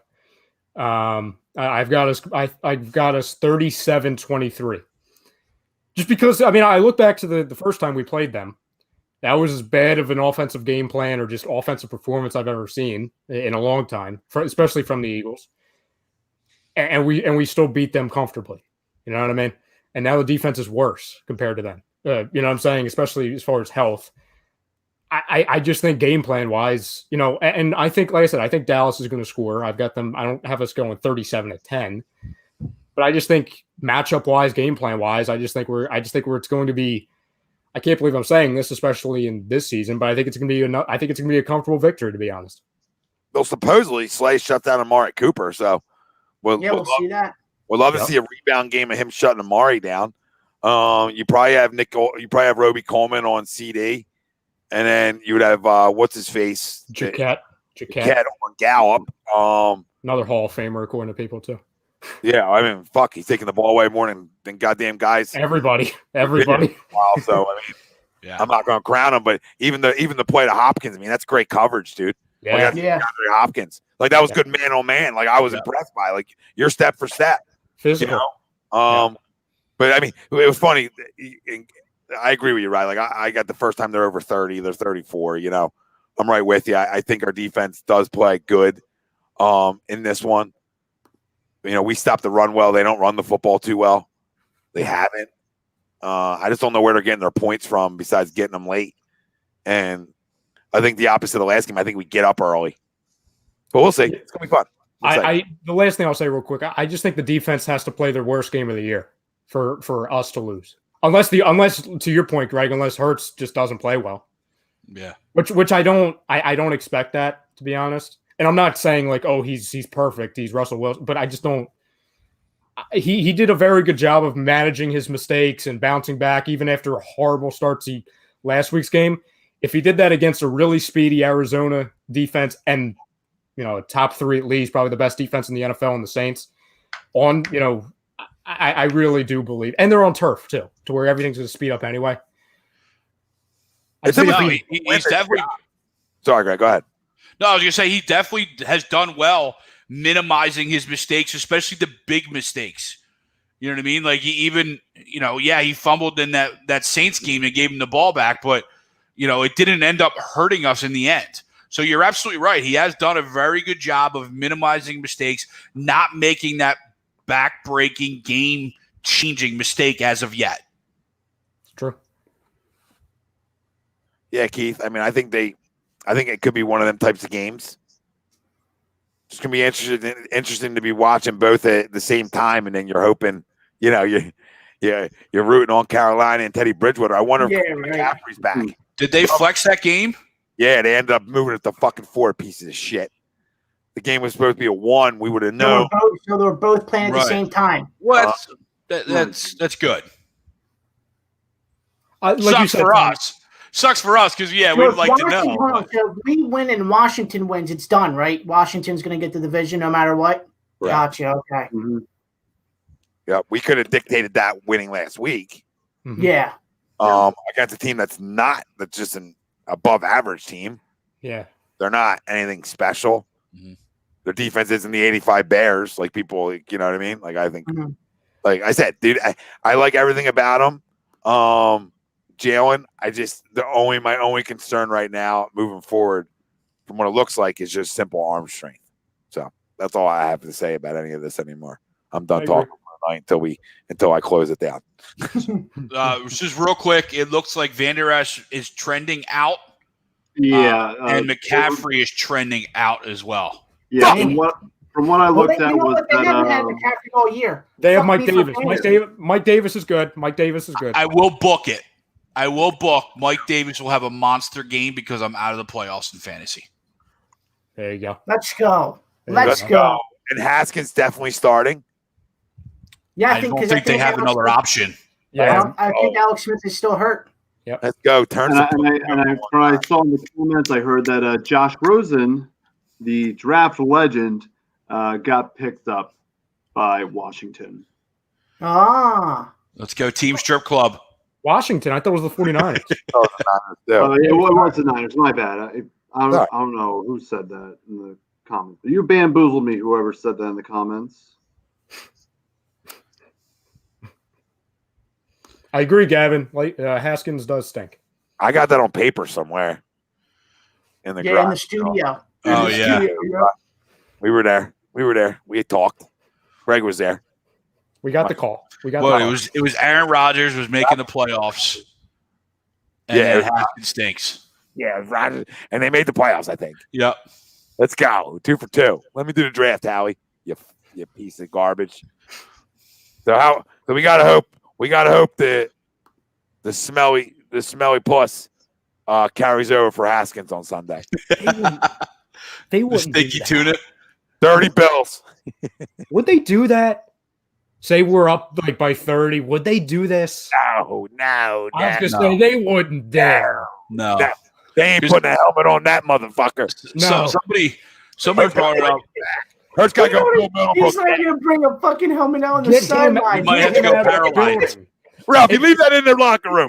Yeah. You're good. You're not even going to step on the If field. they, if they go up by 20, get Carson out of the building. Get him. You got to suit up Sudfeld. You got to have to emergency suit up. You got to get like Secret Service. You know what I mean? Like to protect them. Thank God there's no fans. Oh, wait, no, there are fans in Dallas. There is. I know people going. It's all But set up. the other It's all side of set it up. is Jalen needs as many snaps as you can get. Up 30, down 30, it doesn't matter. Yep. Somebody put it out on. I saw something on Twitter like, "Oh, these games don't matter. We can't get him hurt." No, you need to see what he is, and the only way to see what he is put him in as many situations as possible. Again, if Doug never pulled the string in that Green Bay game and said, "Okay, let the kid in," we would not know. Like, imagine this. Imagine a world where we don't know any of this, where we're still thinking, well, Hurts, he could stink. And listen, we're not crowning him off in 2 games, but we've learned so much in 2 games already, or 2.5 technically with the Packers. We learned toughness. We learned toughness. Mm-hmm. We learned a lot of positives in terms of the mental on what it looks like. And I think the best thing for our organization and the best thing for Jalen Hurts is to play a meaningful fucking Week 17 game. Yeah. I want to see how you react to it. This is a team that doesn't have a lot of talent, it looks like. We've missed on some picks, it feels like, and looks like. So, like, anybody who's picked here that can play, I'm up for you showing me you can play. Yeah. True. Frank, did you give yours yet? Go Yeah. Bird. Okay. Yeah, I already did my Go Birds. I just want to make sure. Yep. Peter, Yeah. yes. I mean, there are definitely concerns, especially injury concerns for that style quarterback. Absolutely. Yeah, there's injury concerns. That's why he didn't run the ball 18 fucking times in his second time out. You know what I mean? That slows down real quick when you start getting hit at this level. Sports talk with, man, I ain't going to get Akeem. Akam and Itenda. I'd leave Frank to the names. Bro, Washington Wizards played great. Both teams. Thomas Bryant played well. Listen, that's a playoff team over there. Upgraded big time. Boys, anything else before we get out of here besides Merry Christmas to everybody? Happy holidays, everybody. 2 Happy more holidays. sleeps before Santa comes. Let's go, baby. Oh, did I get that right? Sports talk. He said right. Hey, Nice. all right, Frank. Hey, Frank. All right. Hey. The closer. closer. Well done there. Embiid with 15 in the fourth. Boys, ton of fun. I'm going to tell you guys, everybody out there. Like I said, today was a rough one. Just I'm not complaining. I love talking. But today was like the day where it hit me. Because last night went late. It wasn't it just naturally went late, and then it carried over to an early wake up, and then just never be able to pick it back up. And then I got in here with you guys. I wanted no parts of this, even though they were playing. Because when I think we were about to hit live, they were down 8. I feel like I want no parts of fucking more losses, and I just can't deal with losses in Phil anymore. And everybody brought back out the Christmas spirit in me. Well, the Sixers really started it, and everybody out there. The win helped. And then you snap your fingers and boom, three piece. Tom, I understand though. You're recovering after Chrome's 85 drink showcases last. Instead of him feeling it this morning, you were feeling it. I was hungover. Necto coolers. It was amazing. I'm proud of him. They look delicious. Everything he pulled out. I think he pulled out an Airhead. You know what I mean? Donovan, did you tip us 100 hours earlier? What do you do for a living, Donovan? Like, I want it. Like, what do you do? He's No, got thank you. money. Right? Yeah, he's Don, it was 100 earlier, Don. Yeah. Yeah. Oh, dude, I am so sorry because I didn't notice that. I thought it was $10. No, 100. Yeah. 100. Oh, Appreciate it. The Benjamin. fucking love Goes you. a long way. It goes a Love long you way. guys. I'm not asking anybody to ever tip us or donate us money, but if you do and you can afford it and you can help a small business, we greatly appreciate it. We're gonna read your fucking comments regardless. So don't ever think you have to, because we love y'all. But he says, guys, you really think we are not going to be a bad year with a healthy? Oh, like no, I think with a healthier line, we're better for sure, for sure. And Keith, one more receiver. yeah, maybe two. Keith says, really enjoying these shows, Tom. Thank you. Go Birds. Keith, we thank you for joining us. Thanks, Keith. Look at this guy. Look at this guy. Billy, my guy. My memory came up with me and you in the Mount Ephraim basement, Bill, with a little selfie. Me and you just came out of my memories the other day. Came out of my memories, and I look at you chiming in. How's this work? He said, Tom, just so you know, Eddie Kingston, best talker. Oh, I know who he is. Yeah. A little gimmick infringement. Said no notes on AEW Dynamite commentary tonight. Really? I got that reference too. I know what he's talking about. Yeah. That's big. And I have a DVR, so I'm going to check it out. Ooh. Before or after the board. Get him a clip so we can have a crumb of the day tomorrow. Eddie better check Christmas himself. Eve crumb of the day. Eddie better check his goddamn self. I hear no notes. That's fucking said a million times in 4 years. So that's like that's beyond trademarked. Like, you know what I mean? Like that's beyond like, hey, just want to roll the tape. Roll the tape. It'll be like, we put that together, right? Put that fucking collage together. Be a 2-hour collage of no notes in the best. I'm not sleeping for a month if I did that. Listen, Billy, I fucking love you. I miss you. I hope you're doing well, my man. And thanks for jumping in. I will say too, before we head off, a little teaser for the fam. Next Wednesday, might be Wednesday and Thursday, but I don't know everyone's schedules because it's the New Year's and everything. Got something special coming for the fam. Tom doesn't even know this, and it's because it's mostly a surprise for Tom. But I'll just keep it there. Got something special. Big surprise guy. Huge surprise. I can't keep surprises, but I'm a huge getter of surprises. Greg knows. I'm an issue. It might bring I got you some. You want to see it? It might bring the sentimental side. It's definitely going to bring out the holiday spirit, but it might bring a tear. That's all I'm saying. Fucking love tears. Love a little fucking shed during the holidays. It's good for you. You know what I mean? A little shed to everything we've been through out there. Everybody listening, all of us on here. I mean, this shit hasn't been easy for nobody. So, shed a fucking tear with your family. Fucking hug somebody. People that get to be around their family, enjoy it. Soak it in. Not everybody can be right now. And for the ones that can be, enjoy your time. And no sentimental stuff, but a year where people lost a lot of loved ones, whatever way people want to think about it, people lost loved ones. So our hearts go out to anybody that has. And just wishing everybody a happy holiday. Whatever you celebrate, Christmas, Hanukkah, Kwanzaa, I don't care. Enjoy it with your family. Soak it in. Listen, it's about the gifts. Let's be real. But By the way, Ralph, I didn't get you a gift, so don't ask, Ralph. I did not get you a gift. But listen, we just we'll say this during we'll make it in this next week in a little year in review. But if you look at if we didn't have this and this outlet through them really crazy months early on, spring, we would have all went crazy. And you guys that came in with us and stuck it through when we had to get creative and do all kinds of drafts and have fun with shit. I'm glad. I'm thankful for all you guys because you guys helped. We had the outlet and the platform, but you guys helped us get through all that shit too to give us some sports outlet. Everything's been better with sports on, right? You know what I mean? We're all could be crumbling. We got a game on tonight. You know what I mean? Yeah. Stock market's crashing. We got a game. we got NFL on a Tuesday. Let's go. No, Tom, you're spot on. We've talked about this a lot. We never for a second thought, just selfishly for us, We never thought for a second to stop doing shows. We said, that night when it was just me, you, and Ralphie and Greg. I think you were in Florida. I think you're the same look. You might have been in the same chair that night that you're in right now. No, Greg was here. Greg was here. No, we were in the studio. I don't think Greg. No, because Greg wasn't on the show. I wasn't on air though. I was up there. No, I was down here. Yeah, because I went to the second to last Phillies spring training game before they locked down. Yeah, because when Greg came home, you said you were going to go out there with a hose. You were going to hose him down. With the fucking sprayers you see on TV. Yeah.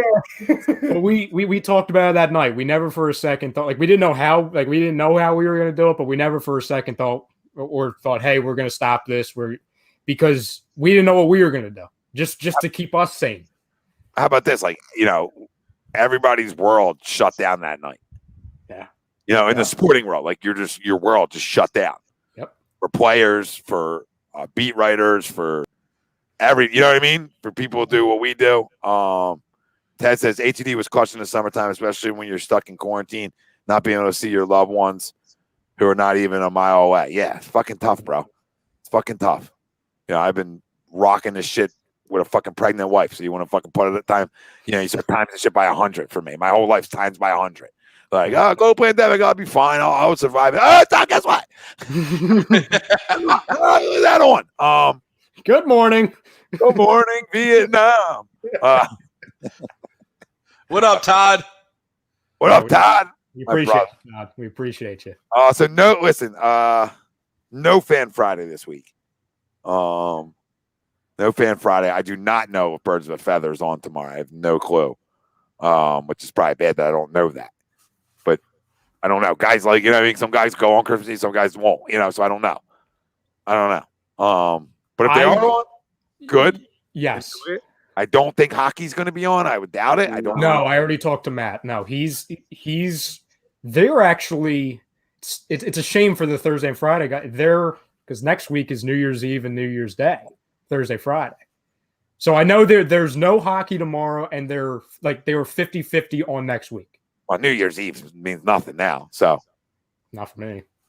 Or anybody. You can't go nowhere. Where am I going? Where are you going? We might do a freaking telethon. I might as well come right here. I'll be here. We'll drink together. Yep. You'll just have a Zach. Love it, brother. Huge A2D show on New Year's Eve. Monster A2D show for everybody that can make it. If people got end of the year sports awards. Boy, Chris. I agree, Rye. And a boy, Chris. Thanks, brother. Zach says, this is the last one, and I'm going to fuck the bed. I love you guys. I got it. Hey, Christmas break now, Tom. We've arrived at Christmas break. We're good. You made it. You need the break. People are like, Tom, you're just talking. Bro, I've been talking. Yeah. I was telling Tom. Abraham Lincoln getting a gun to the back of my head with all this shit with Carson. You know what I mean? It's like somebody shot me in the back of the head 4 weeks ago. I'll go 7 days a week. Guess what? Guess what?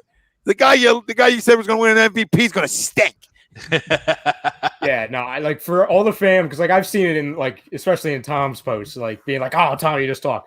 I do 3 less shows than Tom does, and I'm talking to Tom the other day. I'm like, damn. 4 less. I'm sorry, 4. Yeah. 4. So there you go. 3's a lot. Listen, 3's a lot. Yeah. When we go how we go. You know what I mean? 4 hours a pop. 4 hours a pop. Yeah, of course. I mean, Greg's probably tied from fucking 2. I am. You know what I mean? Him and Chrome. Yeah. Yeah.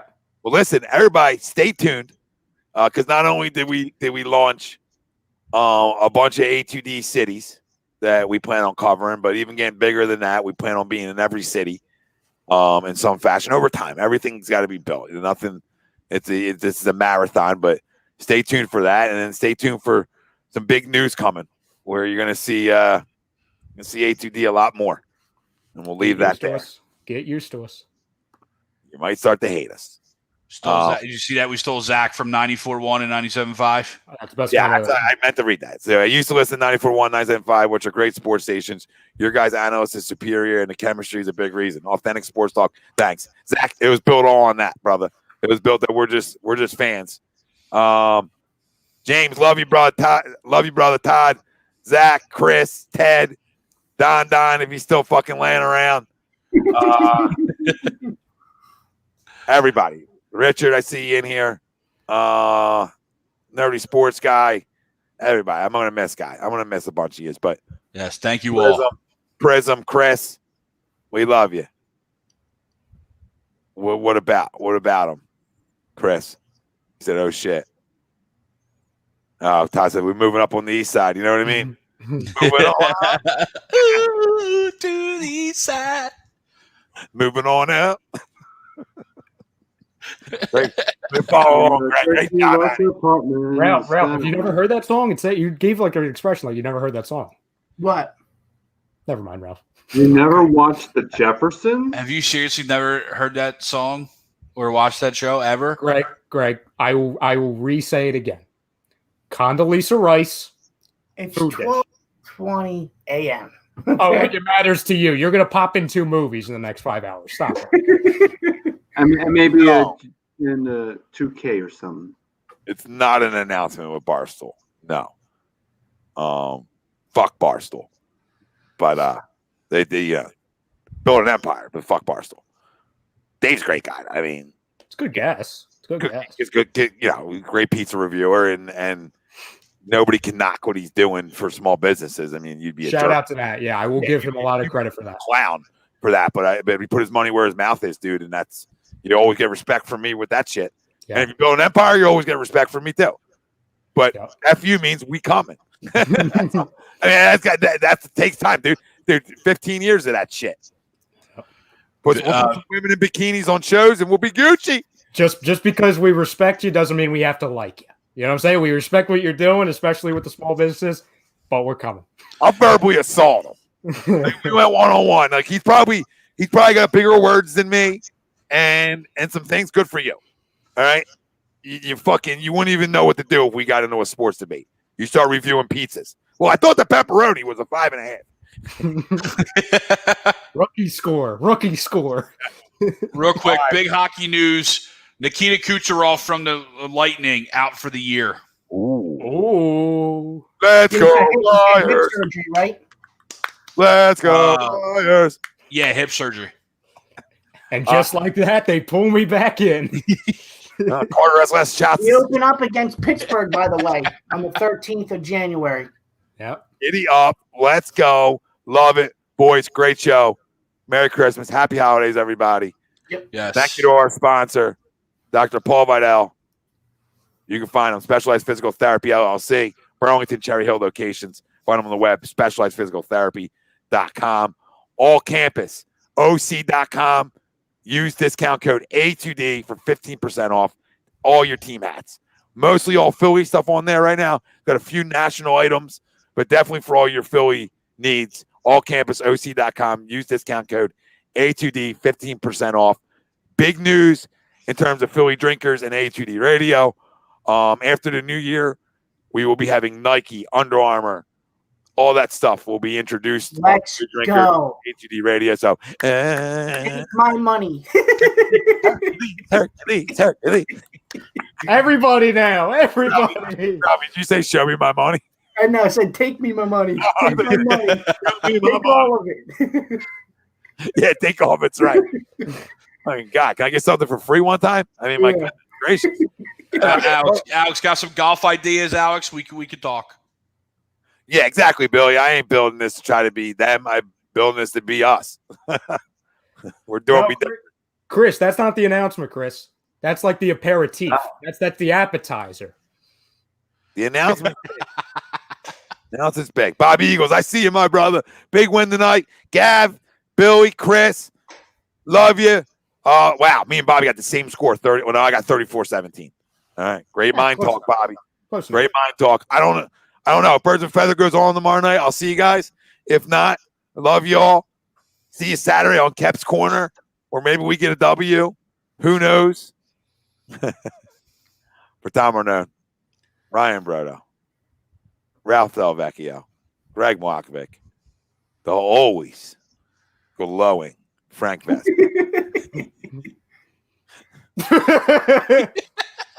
Like the fucking Obama meme. You know what I mean? Where he's like, or the GIF. Sorry, man, GIF. Pucker up. Oh, yeah. Get that off? Yeah, there we go. Going to end it on. Bam, we love you. We out. Stay safe. I'm dying. We're going at it at 110%. I just want 5 minutes of happiness, please. Just give me 5 minutes. And they did it! They did it! Just laugh. What the hell was that? Oh, yeah. What the